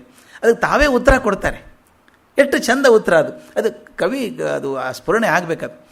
ಇಷ್ಟು ದೊಡ್ಡ ತತ್ವ ಅದು, ಪ್ರಪಂಚವನ್ನೆಲ್ಲ ಒಳಗೂ ಹೊರಗೂ ಆವರಿಸಿಕೊಂಡಿರುವಂಥ ಮಹಾತತ್ವ ಗರ್ಭದಲ್ಲಿ ಹ್ಯಾಕ್ ಕೂತಿತ್ತು ಅದು ಸಣ್ಣದು ಅಂತ. ಅದಕ್ಕೆ ಅವ್ರು ಹೇಳ್ತಾರೆ, ಅದು ಹೇಗೆ ಅಂದರೆ, ಆಕಾಶ ಅಂತಿದೆಯಪ್ಪ, ಆಕಾಶ ಇದೆಯಾ? ಆಕಾಶ ಅಂದ್ರೇನು? ಇದೆ ಅಂದರೆ ಇದೆ, ಇಲ್ಲ ಅಂದರೆ ಇಲ್ಲ. ಆಕಾಶ ಇದೆ ಅಂದರೆ ಇದೆ, ಇಲ್ಲ. ಆಕಾಶದಲ್ಲಿ ನೋಡಿ ಮೋಡ ಬರ್ತಾ ಇದೆ ಅಂತೀವಿ, ಆಕಾಶ ಇಲ್ಲ ಅದು. ಆ ಮೋಡ ದಾಟಿ ಮೇಲೆ ಹೋಗ್ಬೋದು, ವಿಮಾನದಲ್ಲಿ ಹೋದರೆ ಗೊತ್ತಾಗುತ್ತೆ, 2-3 ಲೆವೆಲ್ ಮೋಡ ದಾಟಿ ಮೇಲೆ ಹೋಗ್ತದೆ ಅದು. ಅಲ್ಲಿ ಮೇಲೆ ಇನ್ನೂ ಆಕಾಶ ಇದ್ದೇ ಇದೆ, ಇನ್ನೂ ಅದು ಇಲ್ಲ ಅಂತ ಅನ್ಬೇಕು. ಇರಬೇಕಲ್ಲ ಒಂದು ಏನಾದರೂ ಬ್ಯಾಕ್ಗ್ರೌಂಡ್ ಆಗಿ. ನಕ್ಷತ್ರಗಳು ಬರ್ತವೆ, ಚಂದ್ರ ಬರ್ತಾನೆ, ಸೂರ್ಯ ಬರ್ತಾನೆ, ಅದು ಬ್ಯಾಕ್ಗ್ರೌಂಡ್ ಆಗಿದೆ.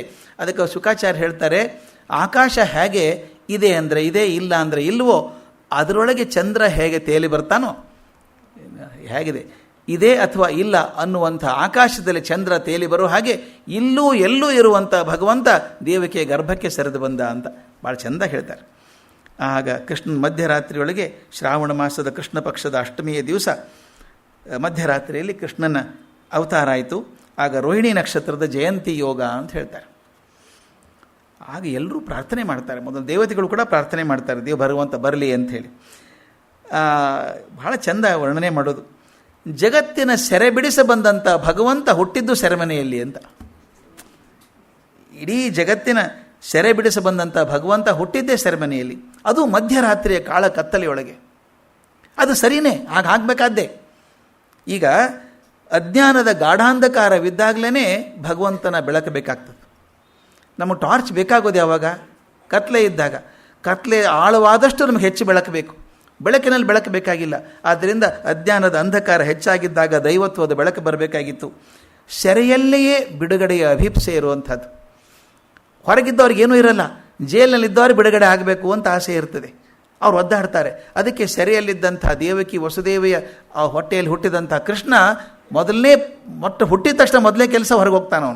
ಅವನು ಸೆರಬನೆ ದಾಟಿ ಹೊರಗೆ ಹೋಗ್ತಾನೆ. ಅದು ಸಾಂಕೇತಿಕವಾದಂಥದ್ದು. ಅಂದರೆ ನಾವೆಲ್ಲರೂ ಮುಂದೆ ಹೇಳ್ತೀನಿ ಅದನ್ನು ಹೇಗೆ ಸಾಂಕೇತಿಕ ಬರ್ತದೆ ಇದು ಅಂತ. ನಾವೆಲ್ಲರೂ ಬಿಡುಗಡೆಯನ್ನು ಅಪೇಕ್ಷೆ ಮಾಡಿದಂಥವರೇ. ಯಾವ ಬಿಡುಗಡೆಯಿಂದ? 108 ಬಂಧಗಳು ನಮ್ಮಲ್ಲಿ ಹಾಕ್ಕೊಂಡಿದ್ದೀವಿ. ಬಹಳಷ್ಟು ಬಂಧಗಳು ನಾವೇ ಹಾಕ್ಕೊಂಡದ್ದು, ಬೇರೆ ಹೊರಗೆದ್ದು ಹಾಕ್ಕೊಂಡದ್ದಲ್ಲ. ಹಾಗೆ ದೇವಕಿಯ ಮಗು ಹುಟ್ಟಿದ ತಕ್ಷಣ ಕಣ್ಣು ತೆಗೆದ್ಲಂತೆ. ವಸುದೇವ ಓಡಿ ಬಂದ. ಅವರು ಕಂಡದ್ದು ಪುಟ್ಟ ಮಗು ಇಲ್ಲೇ ಇಲ್ಲ ಅಲ್ಲಿ. ಪೂರ್ತಿ ಶಂಖ ಚಕ್ರ ಗದಾ ಪದ್ಮಗಳಿಂದಿದ್ದಂಥ ಒಬ್ಬ ಪರಮಾತ್ಮ ನಿಂತಿದ್ದಾನೆ, ವಿಷ್ಣು ನಿಂತಿದ್ದಾನೆ. ಅವರಿಬ್ಬರು ಅವನು ಸ್ತೋತ್ರ ಮಾಡ್ತಾರೆ. ಸ್ತೋತ್ರ ಮಾಡಿದಾಗ ಕೃಷ್ಣ ಹೇಳ್ತಾನೆ ವಸುದೇವನಿಗೆ, ಇಲ್ಲೋಡಪ್ಪ, ನಾ ಮಾತು ಕೊಟ್ಟ ಹಾಗೆ ಬಂದಿದ್ದೇನೆ, ಈಗ ನಿನ್ನ ಕೆಲಸ ಮಾಡಬೇಕು. ಇಬ್ಬರು ನಮಸ್ಕಾರ ಮಾಡ್ತಾರೆ. ಅದು ಅಪರೂಪ ಘಟನೆ ಅಲ್ವಾ, ಮಗನಿಗೆ ಅಪ್ಪ ಅಮ್ಮ ನಮಸ್ಕಾರ ಮಾಡೋದು. ಮಾಡಿದಾಗ ಹೇಳ್ತಾನೆ ವಸುದೇವ, ನೋಡು, ಈಗ ನನ್ನ ತಕ್ಷಣ ಬುಟ್ಟಿಯಲ್ಲಿ ಹಾಕ್ಕೊಂಡು ನದಿ ದಾಟಿ ಆ ಕಡೆ ಹೋಗು. ಆ ಗೋಕುಲದಲ್ಲಿ ನಂದನ ಹೆಂಡತಿ ಈಗ ತಾನೇ ಹೆತ್ತಿದ್ದಾಳೆ ಹೆಣ್ಣು ಮಗುನ. ನನ್ನ ಅಲ್ಲಿ ಇರಿಸಿ ಆ ಹೆಣ್ಣು ಮಗುವನ್ನು ತೊಗೊಂಡು ಬಾ, ಇಲ್ಲಿ ಇಟ್ಕೊಂಡ್ಬಿಡು. ನಿನಗೆ ಕಂಸನಿಂದ ಯಾವ ತೊಂದರೆಯೂ ಆಗೋದಿಲ್ಲ, ನಿನಗೆ ನದಿಯಲ್ಲೂ ಯಾವ ತೊಂದರೆ ಆಗೋದಿಲ್ಲ ಅಂತ ಅಶ್ಯೂರೆನ್ಸ್ ಕೊಟ್ಟು ಕಳಿಸ್ಬಿಡ್ತಾನೆ. ಎಷ್ಟು ಚೆಂದ ಇದು. ಹೇಳಿ ಭಗವಂತ ಮಗುವಾಗಿ ಮಲ್ಕೊಂಡಾಗ ಅವನು ಹೇಳಿದ ಹಾಗೆ ಅವನ ಬುಟ್ಟಿಯಲ್ಲಿ ಹೊತ್ಕೊಂಡು ವಸುದೇವ ಹೋಗ್ತಾನೆ. ಯಮುನೆ ಭೋರ್ಗರಿತ ಹರಿತಾ ಇರುತ್ತೆ, ಶ್ರಾವಣ ಮಾಸ, ಬೇಕಾದಷ್ಟು ನೀರು ನದಿಯಲ್ಲಿ. ಹೇಗೆ ಹೋಗೋದು ಅಂತ ಒಂದು ಕ್ಷಣ ಹೆದರಿಕೆ ಆಗ್ತದೆ. ಅವನಂತಾನೆ ಕೃಷ್ಣನ ಇದ್ದು ನಾನೇ ಯಾಕೆ ತಲೆ ಕೆಡಿಸ್ಕೊಳ್ಳಿ, ಹೋಗ್ತಾನೆ. ಅದು ಭಾಳ ಚೆಂದ ಹೇಳ್ತಾರೆ. ಅದು ಇರಲಿಲ್ಲ, ಭಾಗವತದಲ್ಲಿಲ್ಲ, ಬಟ್ ಅದು ಯಾವ ಕವಿಗಳು ಸೇರಿಸಿರ್ಬೇಕು. ಅದ ನಂತರ ಅವನು ಹೋದಂತೆ ನೀರಲ್ಲಿ ತಲೆ ಮೇಲೆ ಬುಟ್ಟಿ ಹೊತ್ಕೊಂಡು ಹೋದ. ಎಲ್ಲಿವರೆಗೆ ಹೋದ? ಕಾಲು ಕೊಚ್ಕೊಂಡು ಹೋಗ್ತಾ ಇದೆ ರಭಸಕ್ಕೆ, ಗಟ್ಟಿ ಹಿಡ್ಕೊಂಡು ಹಾಗಾಗಿ ನಡೀತಾ ಇದ್ದಾನೆ. ಕುತ್ತಿಗೆವರೆಗೂ ಬಂತು. ಏನಪ್ಪ ಗತಿ ಮುಂದೆ ಎಂದ. ಇಲ್ಲಿವರೆಗೂ ಬಂತು, ಮೂಗಿನವರೆಗೂ ಬಂತು. ನಾನೇ ಮುಳುಗಿ ಹೋದರೆ ದಾಟೋದು ಹೇಗೆ ಅನಿಸ್ಬಿಡುತ್ತಂತೆ. ಆಗ ಈ ಕವಿ ಕಲ್ಪನೆ ಅದು. ಆ ಭೋರ್ಗರಿತಿತ್ತಲ್ಲ ಯಮುನಾ ನದಿ, ಹಿಂಗೆ ತೆರೆ ಅಲೆ ಅಲೆಯಾಗಿ ಬರ್ತಿತ್ತಲ್ಲ, ಆ ಕೃಷ್ಣ ಬುಟ್ಟಿ ತುಂಬ ಮಲ್ಕೊಂಡಿದ್ದಾನೆ, ಕಾಲು ಸ್ವಲ್ಪ ಹೊರಗೆ ಚಾಚ್ಕೊಂಡಿದೆ ಅವನು. ಯಾವಾಗ ಕೃಷ್ಣನ ಪಾದ ಯಮುನೆಗೆ ಮುಟ್ಟಿತೋ ಟಕ್ ಅಂತ ಹಾದಿ ಬಿಡುತ್ತಂತೆ, ನಡ್ಕೊಂಡು ಹೋಗು ಅಂತ ಹೇಳ್ತು ಅಂತ.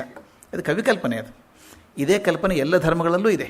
ಆ ಮೋಸಸ್ ಹೋಗ್ತಾನೆ, ಸಮುದ್ರಕ್ಕೆ ಹೋಗಿ ದಾರಿ ಬಿಡು ಅಂತಾನೆ, ದಾರಿ ಬಿಟ್ಬಿಡ್ತು. ಸಮುದ್ರನೇ 2 ಭಾಗ ನಡ್ಕೊಂಡು ಹೋಗ್ತಾನೆ ಅಂತ. ಹಾಗೆ ನಂಬಿಕೆ ಬಲವತ್ತರವಾದಾಗ ಆಗ್ತದೆ ಅಂತ. ಅಂದರೆ ಯಮುನೆ ಕೂಡ ಕೃಷ್ಣನ ಪದಸ್ಪರ್ಶಕ್ಕೆ ಒದ್ದಾಡ್ತಾ ಇದ್ಲು ಅಂತ. ಯಾವಾಗ ಆ ಮೂಗಿನವರೆಗೆ ಬಂದರೂ ಅವನೇನು ಹೆದರದೆ ಮುಂದೆ ಹೋದ್ನೋ ಆಗ ತಾನೇ ಅವನಿಗೆ ಆಗೋದು. ಅಂದರೆ ಪರೀಕ್ಷೆ ಆಗೋದು ಯಾವಾಗ? ನಂಬಿಕೆ ಅದು. ಏನು ರೀ, ನೀರು ಭಾಳ ಜಾಸ್ತಿ ಇದ್ದಂಗೆ ಕಾಣುತ್ತೆ, ವಾಪಸ್ ಹೋಗೋಣ, ಕಮ್ಮಿ ಆದ್ಮೇಲೆ ಹೋಗೋಣ ಅಂದರೆ ಆಗ್ತಿರ್ಲಿಲ್ಲ. ಅದು ಅವನು ಹಾಗೆ ಹೋದ, ದಾಟ್ಕೊಂಡು ಹೋದ, ಇಟ್ಟು ಕರ್ಕೊಂಬಂದ ಮಗುನ. ಇದನ್ನು ಸಂಕೇತವನ್ನು ಭಾಳ ಚೆಂದ ಹೇಳ್ತಾರೆ. ವಾಪಸ್ ಬಂದು ಹೆಣ್ಣು ಮಗು ಆಗಿದೆ ಅಂತ ಅನೌನ್ಸ್ ಮಾಡಿದ ತಕ್ಷಣ ಕಂಸ ಬಂದ. ಆಶ್ಚರ್ಯ ಅವನಿಗೆ, ಗಾಬರಿ ಕೂಡ. ಗಂಡು ಮಗು ಅಂತ ಹೇಳಿದರು, ಇದೇನೂ ಬದಲಿ ಆಗಿಲ್ಲ. ಸೇವಕರನ್ನು ಕೇಳಿದಾಗ ಎಲ್ಲ ಯಾರೂ ಹೋಗಿಲ್ಲ ಹೊರಗಡೆ, ನಾವು ಇಲ್ಲೇ ಕೂತಿದ್ದೀವಿ ಅಂದರು. ಕೂತದ್ದು ಸುಳ್ಳಲ್ಲ ಅವರು. ಆಮೇಲೆ ಬಂದು ಅವನ ಹೆಣ್ಣು ಮಗುನ ಕೊಲ್ಲಬೇಕು ಅಂತ ಕಾಲು ಹಿಡಿದು ಎತ್ತಿ ಬಿಸಾಕೋಕೆ ಹೋದ. ಅದು ಮಹಾಮಾಯೆ ಹಾರಿ ಮೇಲೆ ಹೋಯಿತು. ಜೋರಾಗಿ ನಕ್ಕು ಹೇಳ್ತು, ಏ ಹುಚ್ಚ, ನನ್ನ ಕೊಂದರೆ ಏನು ಪ್ರಯೋಜನ ನಿನಗೆ? ನೀನು ಕೊಲ್ಲೋವನು ಬೇರೆ ಕಡೆ ಹುಟ್ಟಿದ್ದಾನೆ ಅಂತ. ಇದು ಬಹಳ ಬ್ಯೂಟಿಫುಲ್ ಲ್ಯಾಂಗ್ವೇಜ್ ಅದು ಹೇಳಿದ್ದು. ನೀನು ಕೊಲ್ಲೋನು ಬರ್ತಾನೆ ಅಂತ ಹೇಳಲಿಲ್ಲ, ಈಗ ತಾನೇ ಬಂದಿದ್ದಾನೆ ಅಂತ ಹೇಳಲಿಲ್ಲ. ನೀನು ಕೊಲ್ಲೋವನು ಬೇರೆ ಕಡೆ ಹುಟ್ಟಿದ್ದಾನೆ ಅಂದರೆ ಯಾವಾಗಾದರೂ ಆಗ್ಬೋದಲ್ಲ, ಹುಟ್ಟಿದ್ದಾನೆ ಅಂದರೆ ಬೇರೆ ಕಡೆ ಹುಟ್ಟಿದ್ದಾನೆ, ಇವತ್ತು ನಾಳೆ ಹಿಂದೆ ಮುಂದಿನ ವರ್ಷ ಗೊತ್ತಾಗಲ್ಲ, ಹುಟ್ಟಿದ್ದಾನೆ ಅಂತ ಹೇಳ್ಬಿಡ್ತು. ಇವನಿಗೆ ಗಾಬರಿ, ಆಶ್ಚರ್ಯ, ಆತಂಕ ಎಲ್ಲ ಆಗಿಬಿಟ್ಟು ಮಂತ್ರಿಗಳನ್ನು ಕರೆದ ಏನು ಮಾಡೋದು ಅಂತ. ಅವನ ಮಂತ್ರಿಗಳು ಪರಮನಿಚ್ಚರೆ, ಒಳ್ಳೆಯವ್ರು ಯಾರೂ ಇಲ್ಲ ಅಲ್ಲಿ.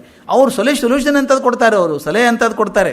ರಾಜ ಚಾನ್ಸ್ ತೊಗೊಳ್ಳೋದು ಬೇಡ, ಯಾಕಂದರೆ ಅದು ಮಗು ಹುಟ್ಟಿ ಬೇರೆ ಕಡೆ ಹುಟ್ಟಿದ್ದಾನೆ ಅಂತನ್ನೋದಾದರೆ ಇವತ್ತು ನಿನ್ನೆ ಅಂತ ಗೊತ್ತಿಲ್ಲ. ಆದ್ದರಿಂದ 5 ವರ್ಷ ಆದರೂ ಕೂಡ ಅಡ್ಡಿ ಇಲ್ಲ. ಹಿಂದಿನವರು ಈ ವರ್ಷ ಎಷ್ಟೆಷ್ಟು ಮಕ್ಕಳು ಹುಟ್ಟಿದ ಎಲ್ಲ ಮಕ್ಕಳನ್ನು ಮುಗಿಸ್ಬೇಡ, ಕೊಂದ್ಬೇಡ. 5 ವರ್ಷ ಹಿಂದೆ ಕೂಡ ಹುಟ್ಟಿದಂಥ ಮಕ್ಕಳನ್ನ ತೊಗೊಂಡು ಎಲ್ಲ ಕೊಂದು ಹಾಕ್ಬಿಡೋಣ, ಅಂದರೆ ನಿಮಗೆ ಕೊಲ್ಲೋರು ಯಾರೂ ಇರೋದಿಲ್ಲ ಅಂತ. ಹಾಗೆ ಮಾಡಿ ಅಂತಾನೆ. ಈ ಕೆಟ್ಟ ಕೆಲಸಕ್ಕೆ 106 ಜನ ಸಿಗ್ತಾರೆ. ಅವ್ರೆಲ್ಲ ರಾಕ್ಷಸರೇ. ಅವರು ರಾಕ್ಷಸರಂದ್ರೆ ಕೋರೆ ದಾಡಿ ಕೊಂಬು ಇರಬೇಕಂತೇನಿಲ್ಲ. ಇವತ್ತು ಬೇಕಾದಷ್ಟು ಜನ ಇದ್ದಾರೆ, ಕೊಂಬು ಗಿಂಬು ಇರಲಿಲ್ಲ, ಅದು ಅವಾಗ ಇರಲಿಲ್ಲ. ಕೆಲಸದಿಂದ ರಾಕ್ಷಸರಾಗ್ತಾರೆ ಅವರು. ಅವ್ರು ಹೇಳ್ತಾನೆ ಕೊಂದು ಬಾ ಅಂತ, ಅವ್ರು ಬೇರೆ ಬೇರೆ ರೂಪದಲ್ಲೇ ಕೊಂದು ಬಂದರು ಅಂತ. ಈ ಪ್ರಸಂಗದ ಸಾಂಕೇತಿಕೆಯನ್ನು ಕೆಲವರು ಆಧ್ಯಾತ್ಮಿಕರು ಗುರುತಿಸ್ತಾರೆ. ಕೃಷ್ಣ ಜೈಲಿಂದ ತಪ್ಪಿಸ್ಕೊಂಡು ಹೋಗಿ ಹೊರಗೆ ಮಹಾಮಾಯೆ ಬರುವಂಥದ್ದನ್ನು ಹೇಳ್ತಾರೆ. ವಸುದೇವ ದೇವಕಿಯರು ಜೈಲಿನಲ್ಲಿ ಬಂದಿಯಾಗಿದ್ದಂತೆ ಎಲ್ಲ ಜೀವಿಗಳು ಪ್ರಪಂಚವೆಂಬ ಜೈಲಿನಲ್ಲಿ ಇದ್ದೇವೆ ನಾವು. ಪ್ರಪಂಚ ಅನ್ನೋ ಜೈಲಲ್ಲಿ ನಾವಿದ್ದೇವೆ. ಈ ಜೀವಗಳು ಭೋಗ ಜೀವನದ ಮಥುರೆಯನ್ನು ಬಿಟ್ಟು ಶ್ರದ್ಧೆಯ ಬದುಕಿನ ಗೋಕುಲಕ್ಕೆ ಹೋಗಬೇಕು ಅಂತ ಹಾತೊರಿತಾರೆ.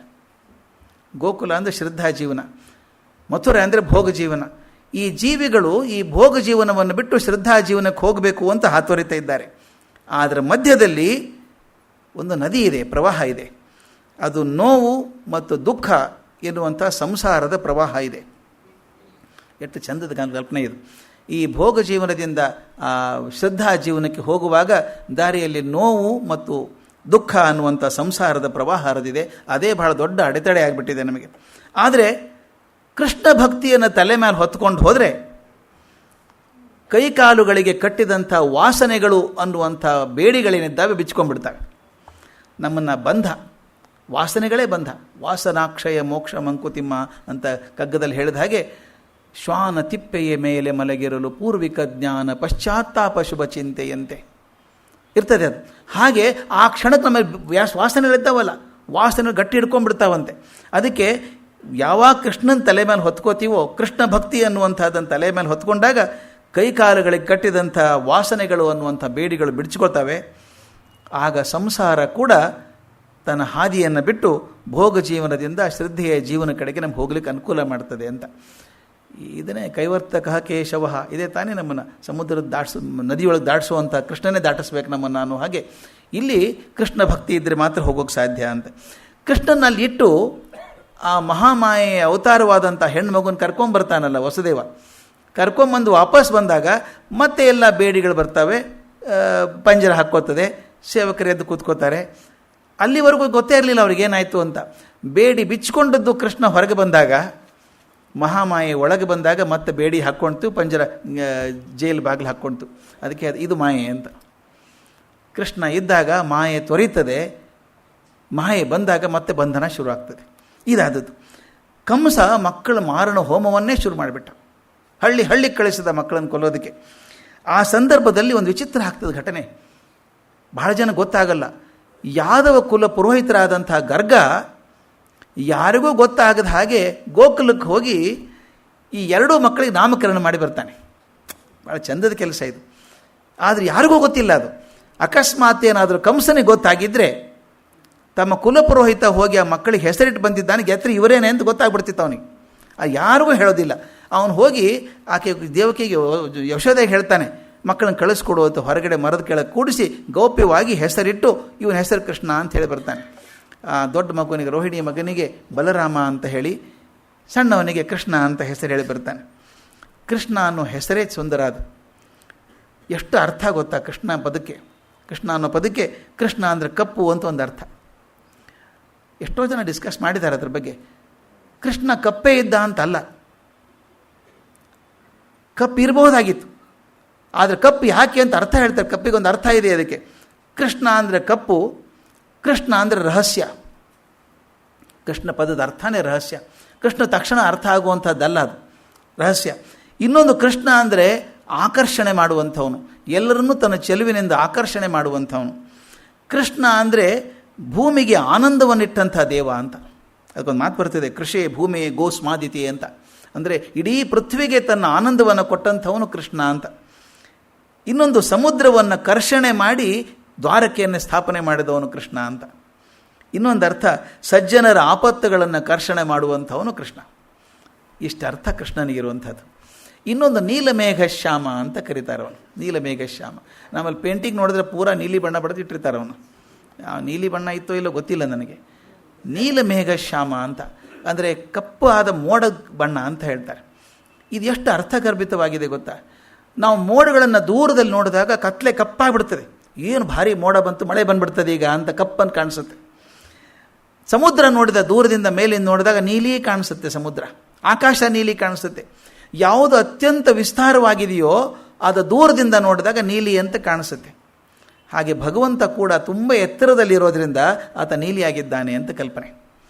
ಅಂದರೆ ತುಂಬ ದೂರದಲ್ಲಿದ್ದಾಗ ಯಾವುದು ವಿಶಾಲವಾಗಿದೆಯೋ ಅದು ದೂರ ಆಗಿದೆಯೋ ಅದು ನೀಲ ಅಂತ ಕರೀತಾರೆ. ಸಮುದ್ರ ಆಕಾಶ ಹೇಗೆ ನೀಲಿ ಕಾಣಿಸುತ್ತೋ ಹಾಗೆ ಕೃಷ್ಣ ಕೂಡ ನೀಲಿ ಅಂತ ಹೇಳುವಾಗೆ. ಮತ್ತಿನ್ನೊಂದು ಆ ನೀಲಿ ಇದೆಯಲ್ಲ ಆಕಾಶ, ಸಮುದ್ರ ನೀರನ್ನು ಒಂದು ಬೊಗಸೆಯಲ್ಲಿ ಹಿಡ್ಕೊಂಡು ನೋಡಿ, ನೀಲಿ ಇಲ್ಲೇ ಇಲ್ಲ, ಅದು ತುಂಬ ತಿಳಿಯಾಗಿದೆ, ಪಾರದರ್ಶಕವಾಗಿದೆ, ಸ್ವಚ್ಛವಾಗಿದೆ. ದೂರಿಂದ ನೋಡಿದರೆ ನೀಲಿಯಾಗಿ ಕಾಣಿಸುವಂಥ ಸಮುದ್ರ ಕೈಯಲ್ಲಿ ಹಿಡ್ಕೊಂಡಾಗ ಅದು ತಿಳಿಯಾಗಿದೆ ಅಂತ. ಅಂದರೆ ದೇವರಿಂದ ನಾವು ಎಷ್ಟು ದೂರ ಹೋಗ್ತೀವೋ ಅಷ್ಟು ಆತ ಗೂಢ ಆಗ್ತಾ ಹೋಗ್ತಾನೆ, ಕಪ್ಪಾಗ್ತಾ ಹೋಗ್ತಾನೆ, ರಹಸ್ಯ ಆಗ್ತಾ ಹೋಗ್ತಾನೆ. ಹತ್ತಿರದಲ್ಲಿ ಹಿಡ್ಕೊಂಡು ಕೈಯಲ್ಲಿ ಹಿಡ್ಕೊಂಡ್ರೆ ಅವನು ತಿಳಿಯಾಗಿದ್ದಾನೆ, ಪಾರದರ್ಶಕವಾಗಿದ್ದಾನೆ. ಭಗವಂತ ತಿಳಿಯಾಗಬೇಕು ಅಂದರೆ ಹತ್ತಿರ ಹೋಗಬೇಕು, ಗೂಢ ಆಗಬೇಕು ಅಂದರೆ ದೂರ ಹೋಗಬೇಕು. ಅದಕ್ಕೆ ನೀಲಮೇಘಶ್ಯಾಮ ಅರ್ಥ ಅದು. ಕೆಲವು ಘಟನೆಗಳನ್ನು ಮಾತ್ರ ಹೇಳ್ಕೊಂಬರ್ತೀನಿ, ಎಲ್ಲನೂ ಬೇಕಾಗಿಲ್ಲ. ಬಾಲ್ಯದಲ್ಲಿ ಬರುವಂಥದ್ದು ಪೂತನಾ ಪ್ರಸಂಗ ವರ್ಣನೆ ಮಾಡಬೇಕಾಗಿಲ್ಲ. ಯಾವಾಗ ಪೂತನೆ ಸತ್ತು ಬಿದ್ಲೋ, ಬಂದದ್ದು ಚಂದದ ಹುಡುಗಿ ಅಂತಾಗಿ ಬಂದದ್ದು, ಚಂದದ ಹೆಂಗಸಾಗಿ ಬಂದಂಥವಳು, ಮಗುನ ಆಡಿಸ್ತೀನಿ ಅಂತ ಹೋದವಳು. ಯಾವಾಗ ಆಕೆ ರಸ ಹೀರಿಬಿಟ್ನೋ, ಶಕ್ತಿ ಹೀರಿಬಿಟ್ನೋ ಕೃಷ್ಣ, ಎತ್ತರದ ಬೆಟ್ಟದ ಹಾಗೆ ಬಿದ್ದುಬಿಟ್ಲಾಕೆ. ಅದನ್ನು ಎಷ್ಟು ಚಂದ ಡಿಸ್ಕಸ್ ಮಾಡ್ತಾರೆ ಅಂತಂದರೆ, ಪೂತನಾ ಪ್ರಸಂಗವನ್ನು ಹೇಳ್ತಾರೆ. ಅಜ್ಞಾನ ಮತ್ತು ಆಲಸ್ಯದ ಪ್ರತೀಕ ಪೂತನಿ. ನಾವು ಬರೀ ಪೂತನಿಯನ್ನು ಒಂದು ದೇಹ, ಒಂದು ವ್ಯಕ್ತಿಯನ್ನು ತಗೋಬೇಕಾಗಿಲ್ಲ. ನಮಗೆ ಜೀವನಕ್ಕೆ ಇವತ್ತು 21ನೇ ಶತಮಾನಕ್ಕೆ ಪೂತನಿ ಕತೆ ಮುಖ್ಯ ಅಲ್ಲ ನಮಗೆ. ಅದರಿಂದ ಸಿಗುವಂಥದ್ದೇನು ಅಂತ, ಪೂತನಿ ನಮಗೆ ಅಜ್ಞಾನ ಮತ್ತು ಆಲಸ್ಯಗಳ ಒಂದು ಪ್ರತೀಕ. ಅದು ಅಜ್ಞಾನ ಆಲಸ್ಯ ಎರಡೂ ನಮಗೆ ಗೊತ್ತಿಲ್ಲದ ಹಾಗೆ ನಮ್ಮ ದೇಹದಲ್ಲಿ ಸೇರ್ಕೋತಾವೆ. ಭಾಳ ವಿಚಿತ್ರ ಇದೆ, ನಾವೆಲ್ಲ ಅನುಭವಿಸಿದ್ದೀವಿ ಇದನ್ನು.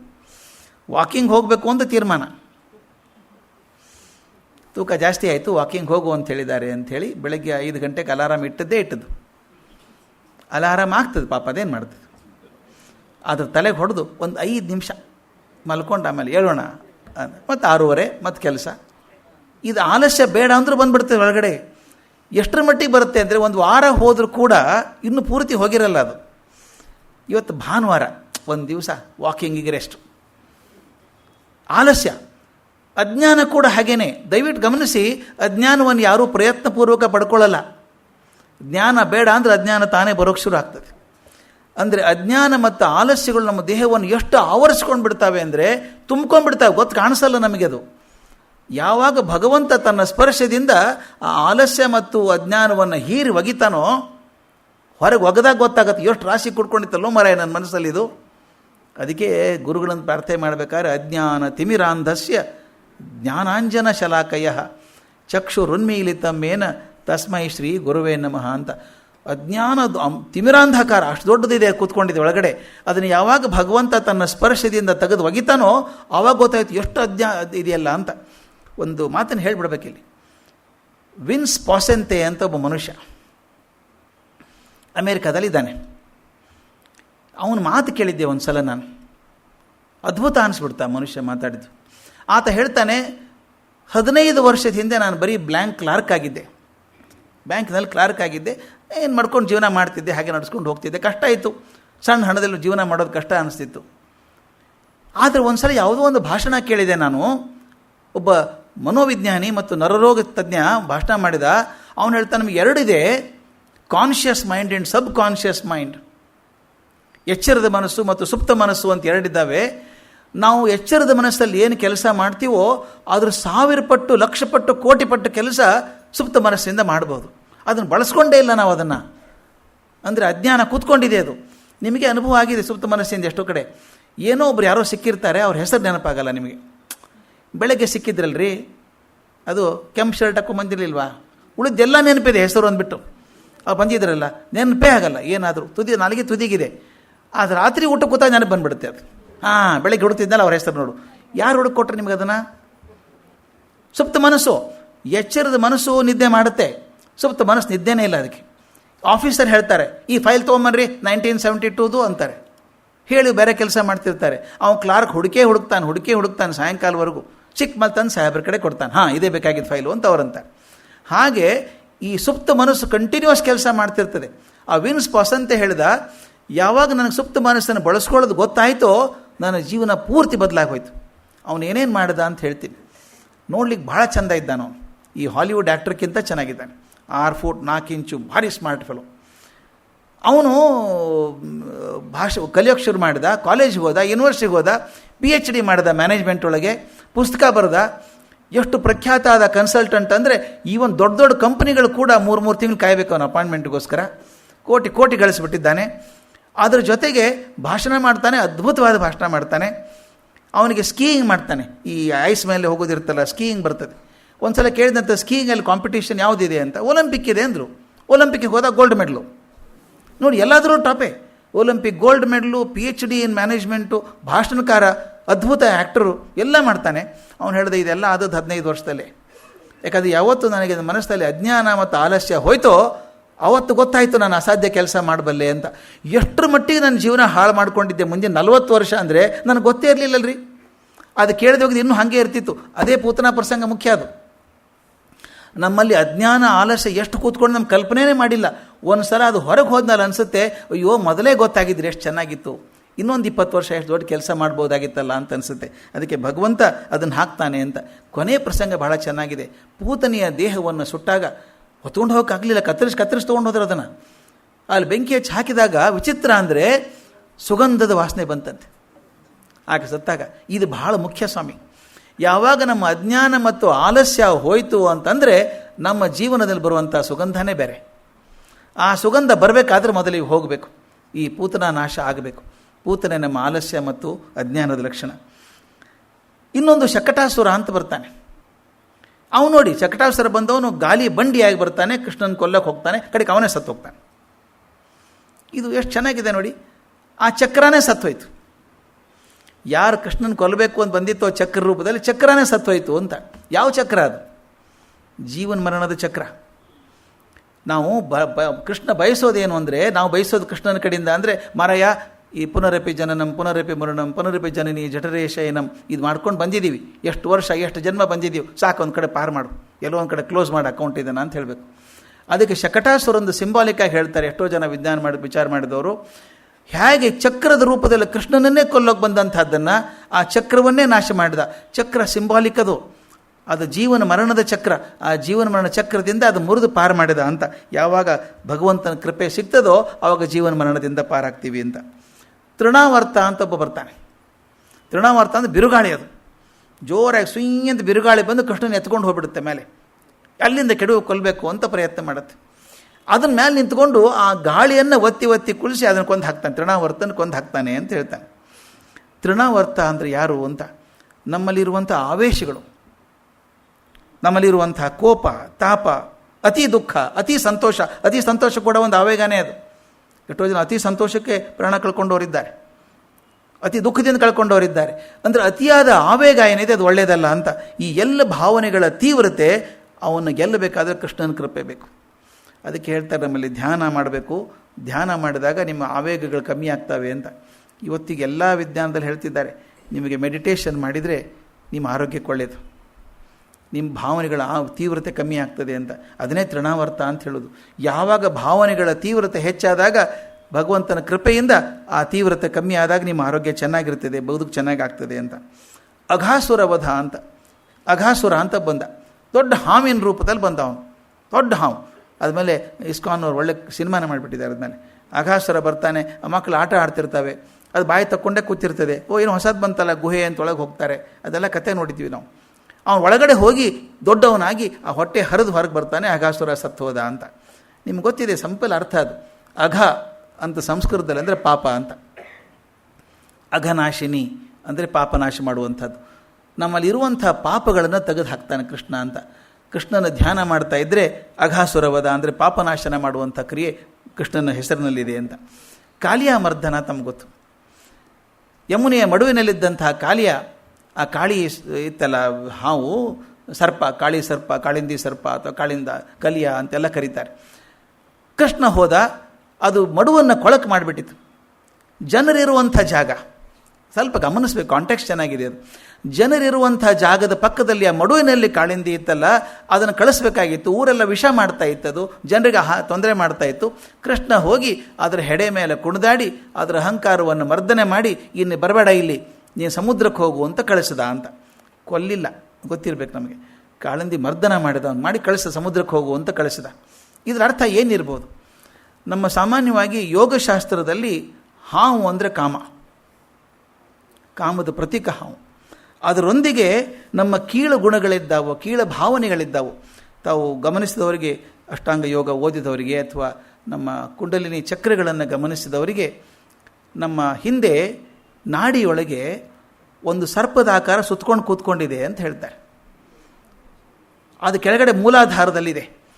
ಅದು ನನ್ನ ಎಷ್ಟು ಉನ್ನತಿಗೆ ಹೋದ ಹಾಗೆ ಅಲ್ಲಿಂದ ಮೇಲೆ ಏರಿ ಮೇಲೆ ಬಂದು ಕೊನೆಗೆ ಸಹಸ್ರಾರದಲ್ಲಿ ತೆಗಿಬೇಕು ಅಂತ. ಮೂಲಾಧಾರದಿಂದ ಸಹಸ್ರಾರವರೆಗೆ ಬರೋದು ಮನುಷ್ಯನ ಉನ್ನತಿಯ ಲಕ್ಷಣ ಅಂತ. ಆ ಸರ್ಪ ಕೆಳಗೆ ಕೂತ್ಕೊಂಡಿದೆ, ಅದನ್ನು ತುಳಿಬೇಕು. ಅದನ್ನು ಇಲ್ಲಿ ಕೂತ್ಕೋಬೇಡ, ಏಳು ಮೇಲೆ ಅಂತ ತಿಳಿಸ್ಬೇಕು. ಅಲ್ಲಿಂದ ಮೇಳೆಯಲ್ಲಿ ಅನಾಹತ ಬರಬೇಕು, ಆಜ್ಞಾಚಕ್ರ ಬರಬೇಕು, ಮುಂದೆ ಸಹಸ್ರಾರಕ್ಕೆ ಬರಬೇಕು.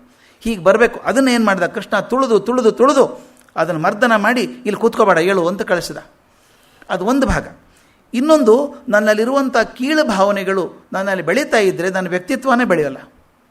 ಅದಕ್ಕೆ ಊರ ಪಕ್ಕದಲ್ಲೇ ಇದ್ದಂಥ ಕಾಳಿಂದಿಯನ್ನು ನೀನು ಹೋಗಿ ಇಲ್ಲಿ ಇರಬೇಡ, ಸಮುದ್ರಕ್ಕೆ ಹೋಗು ಅಂತ ಕಳಿಸಿದ. ಅಂದರೆ ಜನರ ಮನಸ್ಸಿನಲ್ಲಿ ಕೀಳು ಭಾವನೆಗಳು ಇರೋದು ಬೇಡ, ಅವು ದೂರ ಹೋಗಲಿ ಅಂತ ಕಳಿಸಿದ. ಅದನ್ನು ಕೃಷ್ಣ ಕಾಳಿಂದಿ ಮಾಡಿದ್ದನ್ನು ಗೋವರ್ಧನ ಗಿರಿಧಾರಿ ಅಂತ ಹೇಳ್ತೇವೆ. ಗೋವರ್ಧನವನ್ನು ಎತ್ತಿದ ಅಂತ. ಕೃಷ್ಣದ ಒಂದು ಸ್ಪೆಷಾಲಿಟಿ ಏನು ಅಂದರೆ, ಸಂಪ್ರದಾಯಕ್ಕೆ ಒಪ್ಪಿದವನು, ಸಂಪ್ರದಾಯವನ್ನು ಪ್ರೀತಿ ಮಾಡುವಂಥವನು ಕೃಷ್ಣ.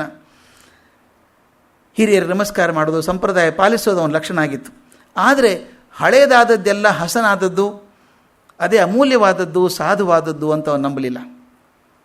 ಅದರಲ್ಲಿ ಏನಾದರೂ ಕೊರೆ ಇದ್ದರೆ ಅದನ್ನು ತಿದ್ದಬೇಕು, ತಿದ್ದೋಕ್ಕೆ ಸಾಧ್ಯವೇ ಇಲ್ಲ ಅಂತನ್ನುವಂಥ ಸಂಪ್ರದಾಯ ಇದ್ದರೆ ಅದನ್ನು ಬದಲಾಯಿಸಬೇಕು ಅಂತ ಹೋದವನು. ಬದಲಾಯಿಸಿದ್ದಾನೆ. ಅದು ಒಂದು ಇಂಪಾರ್ಟೆಂಟ್ ಘಟನೆ. ಇದು ಅಕಸ್ಮಾತ್ತಾಗಿ ಅದು ಘಟನೆ ಸರಿ ಹೊಂದದೇ ಇದ್ದರೆ ಪೂರ್ತಿ ಘಟನೆಯೇ ಬದಲಾಯಿಸಿಬಿಡುವಂಥವನು. ಈ ವೃಂದಾವನದ ಗೊಲ್ಲರಲ್ಲಿ ಒಂದು ಸಂಪ್ರದಾಯ ಇದ್ದದ್ದು, ಇಂದ್ರನ ಪೂಜೆ ಮಾಡ್ತಾಯಿದ್ರು. ಎಷ್ಟೋ ವರ್ಷಗಳಿಂದ ಮಾಡ್ಕೊಂಬಂದಿದ್ದಾರೆ ಇಂದ್ರನ ಪೂಜೆಯನ್ನು.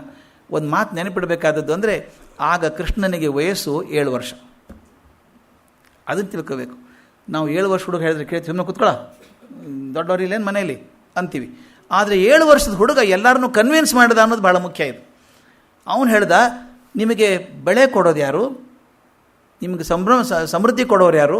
ಈ ಗೋವರ್ಧನ ಪರ್ವತ ಇರೋದ್ರಿಂದ ನಮ್ಮ ನೀರು ಮಳೆ ಬರ್ತದೆ, ನಮಗೆ ಗೋಗಳಿರೋದ್ರಿಂದ ನಮ್ಮ ಜೀವನ ನಡೀತದೆ, ಕೃಷಿಕ ಸಮಾಜ ನಮ್ಮದೆಲ್ಲನೂ. ಆದ್ದರಿಂದ ಇನ್ಮೇಲೆ ಇಂದ್ರನ ಪೂಜೆ ಮಾಡಿ ಅರ್ಥ ಇಲ್ಲ, ಗೋಪೂಜೆ ಮಾಡಿ, ಗೋವರ್ಧನ ಪೂಜೆ ಮಾಡಿ ಅಂತ ಹೇಳ್ದ. ಇದು ಒಂದು ಪೂರ್ತಿ ಟ್ರಾನ್ಸ್ಫಾರ್ಮೇಷನ್. ಇದು ನಂಬಿಕೆ. ಈಗ ನಮ್ಮನೆ ನೀವು ದಯವಿಟ್ಟು ನಿಮ್ಮ ಮನೇಲಿ ವಿಚಾರ ಮಾಡಿ ನೋಡಿ, ಮಗು ಬಂದು ನಾಳೆಯಿಂದ ಪೂಜೆ ಮಾಡಬೇಡ ಅಂತ ಹೇಳಿದ್ರೆ ಕೇಳ್ತೀವ ನಾವು? ಅಯ್ಯೋ ನಮ್ಮ ಅಜ್ಜ ಮಾಡ್ಕೊಂಬಂದದ್ದು ಬಿಡೋಕ್ಕಾಗ್ತಾ ಅದನ್ನು ಅಂತೀವಿ. ಆದರೆ ಆ ಹುಡುಗ ಈ ಶಕ್ತಿ ಹೆಂಗಿತ್ತು ಅಂದರೆ, ಈಗಾಗಲೇ ನೋಡಿದ್ದಾರೆ ಅವನ್ನ, ಎಂತೆಂಥ ರಾಕ್ಷಸರನ್ನ ಕೊಂದು ಹಾಕಿದ್ದಾನೆ, ಇದು ಅಸಾಮಾನ್ಯ ಹುಡುಗ ಅಂತ ಗೊತ್ತಾಗಿದೆ. ಆದ್ದರಿಂದ ಅವನು ಲೈಟಾಗಿ ತೊಗೊಳಂಗಿಲ್ಲ ಅವನ್ನ. ಆತ ಹೇಳ್ದ, ನಿಮಗೆ ಬೇಕಾದದ್ದು ಗೋಪೂಜೆ, ಗೋವರ್ಧನ ಪೂಜೆ ಮಾಡಿ ಅಂತ ಹೇಳಿ ಅದನ್ನು ನಿಲ್ಲಿಸಿಬಿಟ್ಟು ಗೋಪೂಜೆ ಮಾಡಿದ ಅಂತ. ಇವತ್ತಿಗಾದರೂ ತಾವು ಅಲ್ಲಿ ಗೋವರ್ಧನಕ್ಕೆ ಹೋದರೆ ಗೋವರ್ಧನಕ್ಕೆ ಪ್ರದಕ್ಷಿಣೆ ಹಾಕಿಸ್ತಾರೆ. ಗೋವರ್ಧನಕ್ಕೆ ಪ್ರದಕ್ಷಿಣೆ ಹಾಕಿಸ್ತಾರೆ. ದೊಡ್ಡ ಪ್ರದಕ್ಷಿಣೆ ಇದೆ. ಈಗ ಹೇಗೆ ನಮ್ಮಲ್ಲಿ ಇದರಲ್ಲಿ ನಮ್ಮ ರಮಣಾಶ್ರಮದಲ್ಲಿ ಇದೆಯೋ, ಬೆಟ್ಟಕ್ಕೆ ಸುತ್ತ ಹಾಕಿ ಪ್ರದಕ್ಷಿಣೆ ಮಾಡ್ತೀವಲ್ಲ, ಹಾಗೆ ಅಲ್ಲಿ ಪ್ರದಕ್ಷಿಣೆ ಮಾಡ್ತಾರೆ. ಇವತ್ತಿಗೂ ಇಂದ್ರನ ಪೂಜೆ ಇಲ್ಲ ಅಲ್ಲಿ, ಅವನು ಮಾಡಿಸಿದ್ದು. ಕೃಷ್ಣ ಬದಲಾಯಿಸಿಬಿಟ್ಟ. ಇಂಥ ಪವಾಡ ಸದೃಶ ಕೆಲಸಗಳನ್ನು ಬಹಳ ಕೃಷ್ಣ ಮೊದಲೇ ಮಾಡಿರೋದ್ರಿಂದ ಒಂದು ಸಲ ಅವನ ಸ್ನೇಹಿತರು ಬಂದರು, ಹುಡುಗ ಮಣ್ಣು ತಿಂದಿದ್ದಾನೆ ಅಂತ. ಕೃಷ್ಣ ಮಣ್ಣು ತಿಂದಿದ್ದಾನೆ ಅಂತ. ಅಮ್ಮ ಹೇಳಿದ್ದು, ಬಾರೋ ಇಲ್ಲಿ ಮಣ್ಣು ತಿಂದು ಬಾಯಿ ತೆಗಿ ನೋಡೋಣ ಅಂದ್ಲು. ಕತೆ ಗೊತ್ತಿರೋದೇ ಅದನ್ನು. ಬಾಯಿ ತೆಗೆದ್ರೆ ಕೃಷ್ಣನ ಬಾಯಿಯೊಳಗೆ ಮಣ್ಣು ಕಾಣಿಸ್ತಿಲ್ಲ, ಇಡೀ ಬ್ರಹ್ಮಾಂಡ ಕಾಣಿಸ್ತು, ಅದರೊಳಗೆ ತಾನೂ ಕಾಣಿಸಿದ್ಲು ಅನ್ನೋದು ಮುಖ್ಯ. ಇದನ್ನು ಯಾಕೆ ಮಾಡಿದ ಅಂತ ಶುಕಾಚಾರ್ಯರು ಭಾಳ ಚಂದ ಹೇಳ್ತಾರೆ. ಯಾಕೆ ಮಾಡಿದ ಅಂದರೆ 2 ಕಾರಣಕ್ಕೆ ಮಾಡಿದ. ಒಂದು, ತಾಯಿಗೆ ಸ್ವಲ್ಪ ಅಧ್ಯಾತ್ಮ ದರ್ಶನ ಆಗಲಿ. ಆಕೆ ಮಗ ಅಂತ ಎಡ್ಸಿಕ್ಕೆ ಹಾಕ್ಕೊಂಡ್ಬಿಟ್ಟಿದ್ದಾಳೆ ಪ್ರೀತಿ ಅಂತಂದರೆ, ಆ ಮಗನ ದಾಟಿ ಬೇರೆ ನೋಡೋಕ್ಕೆ ಸಾಧ್ಯ ಇಲ್ಲ ಆಕೆಗೆ. ಮಗುನೇ ಅದು ಬಿಟ್ಟು ಇನ್ನೇನೂ ಅಲ್ಲ ಅಂತ. ಆಕೆಗೆ ನನ್ನ ಮಗ ಅಂತ ಒಂದು ಅತಿ ಪ್ರೀತಿ. ಯಾವಾಗಲೂ ಅತಿ ಪ್ರೀತಿ ಅತಿ ದುಃಖಕ್ಕೆ ಕಾರಣ ಆಗ್ತದೆ. ನನ್ನ ಮಗ ನನ್ನೇ ಮಗ, ಯಾರ್ದೂ ಅಲ್ಲ ಅಂತ ಅಷ್ಟು ಹಚ್ಕೊಂಡಿದ್ದಾಳಲ್ಲ, ಆಕೆಗೆ ಒಂದು ಸ್ವಲ್ಪ ತೋರಿಸ್ಬೇಕಾಗಿತ್ತು. ಬರೀ ನಾನು ನಿನ್ನ ಮಗ ಅಲ್ಲಮ್ಮ, ಜಗತ್ತಿನ ಮಗ ಅಂತ ತೋರಿಸ್ಬೇಕಾಗಿತ್ತು. ಬಾಯಿ ತೆಗೆದು ಬ್ರಹ್ಮಾಂಡ ತೋರಿಸಿದ. ಅದರೊಳಗೆ ಆಕೆನೂ ಇದ್ಲು. ಅನ್ನಿಸ್ತು, ಅಯ್ಯೋ ಕಥೆಯ ಈ ಹಿಂದ್ಕೊಂಡು ನೋಡಿದ್ದೀವಿ ಇದನ್ನು, ಕನಕದಾಸರ ಮಾತು, ಬಯಲು ಆಲಯದೊಳಗೋ, ಆಲಯವೂ ಬಯಲೊಳಗೋ, ಯಾವುದ್ರೊಳಗೆ ಯಾವುದಿದೆ ಗೊತ್ತಿಲ್ಲ. ಕೃಷ್ಣ ಪ್ರಪಂಚದೊಳಗಿದ್ದಾನೋ, ಪ್ರಪಂಚವೇ ಕೃಷ್ಣನ ಬಾಯಿಯೊಳಗಿದೆಯೋ, ಎರಡೂ ಇದೆಯಲ್ಲ. ಇದು ಆಶ್ಚರ್ಯ ಅನ್ನಿಸ್ತು. ಆಕೆಗೆ ಅನ್ನಿಸ್ತು, ಈತ ಹುಡುಗ ಅಲ್ಲ, ಈತ ಹುಡುಗನೇ ಅಲ್ಲ, ಎಲ್ಲರೂ ಉದ್ಧಾರ ಮಾಡೋಕ್ಕೆ ಬಂದಂಥ ದೈವ ಇದು. ಆದ್ದರಿಂದ ನಾನು ಮಗ ಅಂತ ಭಾವಿಸಿಬಿಟ್ಟಿದ್ನಲ್ಲ, ತಪ್ಪಾಯಿತು ಅಂತ ಅನ್ನಿಸ್ತು ಆಕೆಗೆ. ಎಲ್ಲಿವರೆಗೂ? ಅವನ ಬಾಯಿ ಮುಚ್ಚೋವರೆಗೂ. ಅವನ ಬಾಯಿ ಮುಚ್ಚಿದ ಮತ್ತೆ ಮಾಯೆ ಬಂತು, ಮತ್ತು ನನ್ನ ಮಗು ಪುಟ್ಟ ಅಂತ ಎತ್ಕೊಂಡು ಕರ್ಕೊಂಡು ಅಡ್ಡಾಡಿದ್ಲಾಕೆ. ಅದು ಇರೋದೇ ಹಾಗೆ. ಈ ಪ್ರಶ್ನೆ ಬರೀ ಆಕೆಗೆ ಬಂದದ್ದಲ್ಲ, ಯಶೋದೆಗೆ ಮಾತ್ರ ಬಂದದ್ದಲ್ಲ. ಇವನ ಜೊತೆಗಿದ್ರಲ್ಲ ಸ್ನೇಹಿತರು, ಗೋಪಾಲಕರು, ಅವ್ರಿಗೂ ಸಂಶಯ ಬಂದಿದೆ. ನೀನೇನೋ ವಿಶೇಷ ಇದ್ದೀಯ ಹುಡುಗ, ನೀನು ನಮ್ಮಂಗಿಲ್ಲ, ನೀನು ಏನೇನೋ ಪವಾಡ ಮಾಡ್ತೀಯ, ದೇವತೆಗಳು ಮಾಡೋ ಕೆಲಸ ಎಲ್ಲ ನೀ ಮಾಡ್ತೀಯ, ನೀ ಯಾರು ನಿಜವಾಗ್ಲೂ ಯಾರು? ಆ ಗೋವರ್ಧನ ಎತ್ತಿದ ಮೇಲೆ ಹುಡುಗರು ಕರ್ಕೊಂಡೋಗಿ ಕೂಡಿಸಿ ಕೇಳ್ತಾರೆ. ಎಷ್ಟು ಚೆನ್ನಾಗಿದೆ ಮಾತದು. ಬೆರಗಿನಿಂದ, ಆಶ್ಚರ್ಯದಿಂದ, ಕುತೂಹಲದಿಂದ, ನೀನು ಹುಡುಗನೇ ಅಲ್ಲೋ ಮಾರಾಯ, ಗೋಪಾಲಕ ಅಲ್ಲ ಅನಿಸುತ್ತೆ ನೀನು ನೋಡಿದರೆ, ನೀ ಯಾರು ನೀನು ಅಂತ ಕೇಳ್ತಾರೆ. ಅದು ಕತೆ ಪ್ರಶ್ನೆ, ಶ್ಲೋಕ ಎಷ್ಟು ಚೆನ್ನಾಗಿದೆ ನೋಡಿ, ವಿಷ್ಣು ಪುರಾಣದಲ್ಲಿ ಬರೋದು. ಬಾಲಕ್ರೀಡೆಯ ಮತುಲಾಂ ಗೋಪಾಲತ್ವಂ ಜುಗುಪ್ಸಿತಂ ದಿವ್ಯಂಚ ಭವತಃ ಕರ್ಮ ಕಿಮೇ ತತ್ತಾತ್ ಕಥ್ಯಕಾಂ. ಆತ ನೋಡಿ, ಬಾಲಕ್ರೀಡೆ ಮತುಲ, ಎಷ್ಟು ವಿಚಿತ್ರ ಕ್ರೀಡೆಗಳನ್ನು ಆಡ್ತೀವೋ ಮಾರ್ಯ, ನೀನು ಕ್ರೀಡೆನೇ ಅರ್ಥ ಆಗೋದಿಲ್ಲ ನನಗೆ. ನಾವು ಚಿನ್ನಿದಾಂಡು ಆಡ್ತೀವಿ, ಬುಗುರಿ ಆಡ್ತೀವಿ, ಎಲ್ಲ ಆಡ್ತೀವಿ, ನೀನು ಆಡೋ ರೀತಿಯೇ ಬೇರೆ, ನೀನು ನೋಡೋ ರೀತಿಯೇ ಬೇರೆ, ನೀನು ಯಾರು, ನಿನ್ನ ಆಟದ ರೀತಿಯೇ ಬೇರೆ ಇದ್ದಾವೆ. ಅಂಥವನಿಗೆ ಗೋಪಾಲತ್ವಂ ಜುಗುತ್ಸಿತಂ, ಅಂಥವನಿಗೆ ಗೋಪಾಲತ್ವ ಬೇಕಾ ನಿನಗೆ? ಹೊಂದೋದಿಲ್ಲ ನಿನಗೆ, ನಿನ್ನ ಗೋಪಾಲತ್ವನೇ ಹೊಂದೋದಿಲ್ಲ. ದಿವ್ಯಂಚ ಭವತಃ ಕರ್ಮ, ನೀ ಮಾಡೋದು ನೋಡಿದ್ರೆ ದೇವತೆಗಳ ಕೆಲಸ ಮಾಡ್ತೀವಿ ಮಾರಾಯ ನೀನು. ಕಿಮೇ ತತ್ತಾತ್ ಕಥ್ಯಕಾಂ, ನೀ ನಿಜವಾಗ್ಲೂ ಯಾರೋ ಮಾರಾಯ, ಗಂಧರ್ವನೋ, ಯಕ್ಷನೋ, ದಾನವನೋ, ಯಾರು ನೀನು ಅಂತ. ಕೃಷ್ಣನ ಉತ್ತರ ಎಷ್ಟು ಚೆನ್ನಾಗಿದೆ ನೋಡ್ರಿ ಅಷ್ಟು ಕಷ್ಟದ ಪ್ರಶ್ನೆಗೆ. ನಾಹಂ ದೇವೋ ನ ಗಂಧರ್ವೋ ನ ಯಕ್ಷೋ ನ ಚ ದಾನವ, ನಾನು ಯಾವುದೂ ಅಲ್ಲ, ನಾನು ದೇವನಲ್ಲ, ಗಂಧರ್ವ ಅಲ್ಲ, ಯಕ್ಷನಲ್ಲ, ದಾನವನೂ ಅಲ್ಲ. ಅಹಂ ವೋ ಬಾಂಧವೋ ಜಾತೋ, ಇದಕ್ಕಿಂತ ಸುಲಭ ಹೇಳೋಕ್ಕೆ ಸಾಧ್ಯನೇ ಇಲ್ಲ. ಅಹಂ ವೋ ಬಾಂಧವೋ ಜಾತೋ ನೈತಶ್ಚಿಂತ್ಯ ಮಿಥೋನ್ಯತಃ, ನಾನು ನಿಮ್ಮ ಬಾಂಧವರಲ್ಲಿ ಒಬ್ಬನಾಗಿದ್ದೇನಪ್ಪ, ಮತ್ತು ಯಾರೂ ಅಲ್ಲ ನಾನು. ನೀ ಬೇರೆ ಏನೂ ಭಾವಿಸಬೇಡಿ, ನಾನು ಯಾರೂ ಅಲ್ಲ, ನಿಮ್ಮ ಜೊತೆಗೆ ಆಡಾಡ್ಕೊಂಡಿರುವಂಥ ಗೋಪಾಲಕ, ನಿಮ್ಮ ಬಾಂಧವ ನಾನು ಅಂತ ಹೇಳ್ತಾನೆ, ಸ್ಪಷ್ಟ ಕ್ಲಿಯರ್ ಮಾಡ್ತಾನೆ. ಇದು ಕೃಷ್ಣ. ಈ ಕೃಷ್ಣ ಸಾಮಾನ್ಯ ಅಸಾಮಾನ್ಯಗಳ ಮಿಶ್ರಣ. ಇದು ಬದುಕು ಸಾಮಾನ್ಯ, ಆ ಕೃಷ್ಣನ ಗೊಲ್ಲರ ಬದುಕು ಸಾಮಾನ್ಯ, ಆದರೆ ಕೆಲಸ ಅಸಾಮಾನ್ಯ. ಕೃಷ್ಣನ ಅರ್ಥೈಸ್ಕೊಳ್ಳೋಕ್ಕೆ ಕಷ್ಟ ಆಗಿರೋದು ಇಲ್ಲೇನೆ. ಅವನು ಹುಡುಗ ಅನ್ಕೋಬೇಕು, ದೇವ್ರು ಅನ್ಕೋಬೇಕು, ಎರಡೂ ಆಗಿದ್ದಾನವನು. ಆದರೆ ಕೃಷ್ಣ ಅನೇಕ ಬಾರಿ ತಿಳುವಳಿಕೆ ಆಗದೆ ಆದರೆ ಕಗ್ಗಂಟಾಗ್ತಾನೆ, ಅವನ ಮಾತು ನಮ್ಗೆ ಅರ್ಥವೇ ಆಗೋದಿಲ್ಲ. ಕೃಷ್ಣನ ಬಗ್ಗೆ ಬಂದಂಥ ಎರಡು ಆಪಾದನೆಗಳು ಬಾಲ್ಯದಲ್ಲಿ, ಅದನ್ನು ಒಂದನ್ನು ಹೇಳೋಕ್ಕಾಗ್ತದೆ ಬಹುಶಃ ಅನಿಸುತ್ತೆ. ಒಂದು, ಅವನ ಹುಡುಗಿಯರ ವಸ್ತ್ರಾಪಹರಣ ಮಾಡಿದ ಅಂತ. ಇದು ಬಹಳ ತಕರಾರು ಬಂದಿರುವಂಥದ್ದು, ಭಾಳ ಕಡೆ ಚರ್ಚೆ ಮಾಡೋದು. ಏನು ರೀ ನಿಮ್ಮ ಕೃಷ್ಣ, ಬೇರೆ ಕೆಲಸ ಇಲ್ಲ ಅವನಿಗೆ, ನೋಡಿ ಏನು ಮಾಡ್ತಾನೆ ಅವನು, ಇವನು ದೇವರು ಅಂತೀರ ಅವನಿಗೆ ಅಂತ ಹೇಳಿ ಟೀಕೆ ಮಾಡಿದವರಿದ್ದಾರೆ. ಮೊದಲೇದು, ಆ ಸ್ನಾನ ಮಾಡೋಕ್ಕೆ ಹೋದಂಥ ಹೆಣ್ಮಕ್ಳು ಬಟ್ಟೆ ಕದ್ಕೊಂಡು ಹೋದದ್ದು, ಅವ್ರನ್ನ ಕೀಟ್ಲೆ ಮಾಡಿದ್ದು, ಮೇಲೆ ಬನ್ನಿ ಅಂದದ್ದು, ಕೈ ಎತ್ತಿ ನಮಸ್ಕಾರ ಮಾಡಿ ಅಂತ ಹೇಳಿದ್ದು, ಇದೆಲ್ಲ ನಮ್ಗೆ ಗೊತ್ತಿರುವಂಥದ್ದು. ಅದು ಎಷ್ಟು ಸೊಗಸಾಗಿದೆ ಪ್ರಸಂಗ ಅಂದರೆ, ಕೃಷ್ಣನ ವಯಸ್ಸೆಷ್ಟು ಅಂತ ಲೆಕ್ಕ ಹಾಕೋಬೇಕು. ಅದು ಪೌಗಂಡದ ವಯಸ್ಸು ಅಂತಾರೆ. ಪೌಗಂಡ ಅಂದರೆ 5 ರಿಂದ 10 ವರ್ಷ, ಅಂದರೆ ಹರಿಹರಿಯ ಕೂಡ ಅಲ್ಲ ಅದು. 5 ರಿಂದ 10 ವರ್ಷ, 7 ವರ್ಷ ಅಂತ ಹೇಳ್ತಾರೆ ಸಾಮಾನ್ಯವಾಗಿ. ಆ ಹೊತ್ತಿಗೆ 7 ವರ್ಷ ಆಗಿತ್ತು. 7 ವರ್ಷದ ವಯಸ್ಸೇ ಅದು. 7 ವರ್ಷದ ಹುಡುಗ ಏನು ಮಾಡ್ತಾನೆ, ಆ ಗೋಪ ಬಾಲಿಯರಿದ್ದಾರಲ್ಲ ಹುಡುಗಿಯರು, ಅವನ ವಯಸ್ಸಿನವರೇ, ಅವ್ರ ವಯಸ್ಸಿನವರೇ. ಅವರಿಗೆ ಕೃಷ್ಣ ಅಂದರೆ ಎಲ್ಲರ ಮನಸ್ಸನ್ನು ಎಳೆದು ಬಿಟ್ಟಿದ್ದಾನೆ ಕೃಷ್ಣ, ಎಲ್ಲರೂ ಅಂತಃಕರಣ ಮೂರ್ತಿಯಾಗಿದ್ದಾನೆ. ಅವನು ಮದುವೆ ಆಗಬೇಕು ಅಂತ. ಈ ನಮ್ಮಲ್ಲಿ ಸಾಮಾನ್ಯವಾಗಿ ಹಳ್ಳಿ ಕಡೆ ಹಂಗಿತ್ತು ಮೊದಲು, ಈಗ ಸ್ವಲ್ಪ ಚೇಂಜ್ ಆಗಿದ್ದಾರೆ ಎಲ್ಲರೂ. ಹಳ್ಳಿ ಕಡೆ ಅವ್ನು ಮದುವೆ ಆಗ್ಬಿಡು, ಅವನೇ ಮದುವೆ ಆಗ್ಬಿಡು ಸುಮ್ಮನೆ ನೀನು ಅಂತ ಹಿಂಗೆ ಹೇಳಿದ್ರೆ ಭಾಳ ಕಾಮನ್. ಉತ್ತರ ಕರ್ನಾಟಕದಲ್ಲಂತೂ ಭಾರಿ ಕಾಮನ್ ಅದು. ಆ ಹುಡುಗಿಯರಿಗೆ ಅವನ ಆದರ್ಶ ಆಗಿದ್ದವನು. ಅಂಥ ಗಂಡ ಸಿಗಲಿ ಅಂತ ಹೇಳಿ ಅವರೊಂದು ವ್ರತ ಮಾಡ್ತಾಯಿದ್ರು, ಕಾರ್ತ್ಯಾಯಿನಿ ವ್ರತ ಅಂತ. ಆ ಕಾರ್ತ್ಯಾಯಿನಿ ವ್ರತದಲ್ಲಿ ನೀವು ಸ್ನಾನ ಮಾಡಿ ದೇವರನ್ನ ಬೇಡ್ಕೊಂಡ್ರೆ ಅವನೇ ಗಂಡನಾಗಿ ಸಿಗ್ತಾನೆ ಅಂತ ಒಂದು ನಂಬಿಕೆ. ಅದಕ್ಕೆ ಅವರೇನು ಮಾಡ್ತಿದ್ರು, ಹೋಗಿ ಬೇಡ್ಕೊಂಡ್ರಂತೆ, ದೇವಿ ಕಾರ್ತ್ಯಾಯಿನಿ ದೇವಿಯನ್ನು ಬೇಡ್ಕೊಂಡಿದ್ದೇನು ಅಂದರೆ, ದಂದಗೋಪ ಸುತಂ ದೇವಿ ಬತಿಮ್ಮೆ ಕುರುತೇ ಮಮ ಅಂತ. ಈ ವಸುದೇವನ ಮಗ ಇದ್ದಾನೆ, ಇಲ್ಲಿ ನಂದಗೋಪನ ಮಗ ಇದ್ದಾನಲ್ಲ, ಇವನನ್ನೇ ಗಂಡನಾಗಿ ಕೊಡು ಅಂತ ಪ್ರಾರ್ಥನೆ ಮಾಡಿಕೊಂಡ್ರು. ಯಮುನಾ ನದಿಯಲ್ಲಿ ಸ್ನಾನ ಅರ್ಚನೆ ಮಾಡ್ತಾಯಿದ್ರು. ಆ ಪುಟ್ಟ ಹುಡುಗಿಯರಿಗೆ ಅಪರಾತ್ರಿಯಲ್ಲಿ ಸ್ನಾನ ಮಾಡಬಾರ್ದು ಅಂತ ಗೊತ್ತಿಲ್ಲ, ನಗ್ನ ಸ್ನಾನ ಮಾಡಬಾರ್ದು ಅಂತ ಗೊತ್ತಿಲ್ಲ, ನಿಷಿದ್ಧ ಅಂತ ಗೊತ್ತಿಲ್ಲ ಅವರಿಗೆ. ದೇವರನ್ನು ನೇರವಾಗಿ ಕೈ ಹಿಡಿಯ ಬಯಸೋರಿಗೆ ಸಂಕೋಚ ಎಲ್ಲಿ ಬರ್ತದೆ ಅಂತ ಶುಕಾಚಾರ್ಯ ಪ್ರಶ್ನೆ ಕೇಳ್ತಾರೆ. ನೇರವಾಗಿ ದೇವರನ್ನೇ ಹೋಗುವಂಥವ್ರು ಸಂಕೋಚ ಎಲ್ಲಿ ಬರ್ತದೆ? ಹುಟ್ಟಿದಾಗಿ ಬೆತ್ತಲಾಗೇ ಬರುವಂಥ, ಸಾಯುವಾಗ ಬೆತ್ತಲಾಗೇ ಹೋಗುವಂಥ ಜೀವಾತ್ಮನಿಗೆ ತನ್ನ ಮೈ ಸತ್ಯವನ್ನು ದೇವರು ಕಂಡಿಲ್ಲ ಅನ್ನೋ ಭ್ರಮೆ ಬರಬೇಕಾ? ಅಥವಾ ಕಾಣಬಾರದೆಂಬ ಸಂಕೋಚ ಇದೆಯಾ? ತಾತ್ಪರ್ಯ ಏನು ಅಂದರೆ, ಭಗವಂತನ ಮುಂದೆ ನಮ್ಮ ದೌರ್ಬಲ್ಯಗಳನ್ನು ಮುಚ್ಚಿಡಬಾರ್ದು. ಡಾಕ್ಟ್ರ್ ಮುಂದೆ ಮುಚ್ಚಿಡೋಕ್ಕಾಗಲ್ಲ, ದೇವ್ರ ಮುಂದೆ ದೌರ್ಬಲ್ಯ ಮುಚ್ಚಿಡೋಕ್ಕಾಗಲ್ಲ. ನಾನು ಅವನ ಮುಂದೆ ಬೆತ್ತಲಾಗಬೇಕು, ಬಯಲಾಗಬೇಕು. ಅವನು ಎಲ್ಲೆಲ್ಲೂ ಇದ್ದಾನೆ, ಒಳಗೂ ಇದ್ದಾನೆ, ಹೊರಗೂ ಇದ್ದಾನೆ. ಅಂತರ್ಬಹಿಷ್ಯ ತತ್ಸರ್ವಂ ವ್ಯಾಪ್ಯ ನಾರಾಯಣ ಸ್ಥಿತಃ ಅಂತ ಒಪ್ಕೊಂಡಿದ್ದೀವಿ. ಹಾಗಿರುವಾಗ ನನ್ನ ದೇಹ ಕಾಣದೇ ಇರೋಕ್ಕೆ ಸಾಧ್ಯ ಇದೆಯಾ? ಈ ಸತ್ಯ ಅರಿವಾದಾಗ ಬತ್ತಲಾಗೋದ್ರ ರಹಸ್ಯ ಕೂಡ ಗೊತ್ತಾಗ್ತದೆ. ಆದರೆ ಕೃಷ್ಣ ತಿಳ್ಕೋಬೇಕಾದದ್ದು, ಅವ್ರಿಗೊಂದು ಮಾತು ಹೇಳ್ತಾನೆ ಕೃಷ್ಣ. ಈ ಮಾತನ್ನು ಯಾರೂ ಅರ್ಥ ಇಲ್ಲ, ಓದೇ ಇದ್ದವರಿಗೆ ಬೈತಾರೆ ಕೃಷ್ಣ ಹಿಂಗೆ ಮಾಡಿದ ಅಂತ. ಈ ಶ್ಲೋಕ ಗೊತ್ತಿರಬೇಕು. ಅವತ್ತು ಏನು ಹೇಳ್ತಾನೆ ಕೃಷ್ಣ, ನಮ್ಮಯ್ಯ ವೇಷಿತಂ ಧಿಯಾಂ ಕಾಮಃ ಕಾಮಾಯ ಕಲ್ಪತೆ ಭರ್ಜಿತ ಕ್ವಚಿತ ದಾನ ಪ್ರಾಯೋ ಬೀಜಾಯ ನೇಷ್ಯತೆ. ಭಾಗವತದ ಮಾತಿದು. ಈ ಮಾತು ಗೊತ್ತಿದ್ರೆ ಕೃಷ್ಣ ಮಾಡಿದ್ದು ತಪ್ಪು ಅಂತ ಅನಿಸೋದೇ ಇಲ್ಲ. ಅವನು ಹೇಳಿದ ಮಾತು, ನ ಮಯ್ಯ ವೇಷಿತ ಧಿಯಾಂ ಕಾಮಃ ಕಾಮಾಯ ಕಲ್ಪತೆ.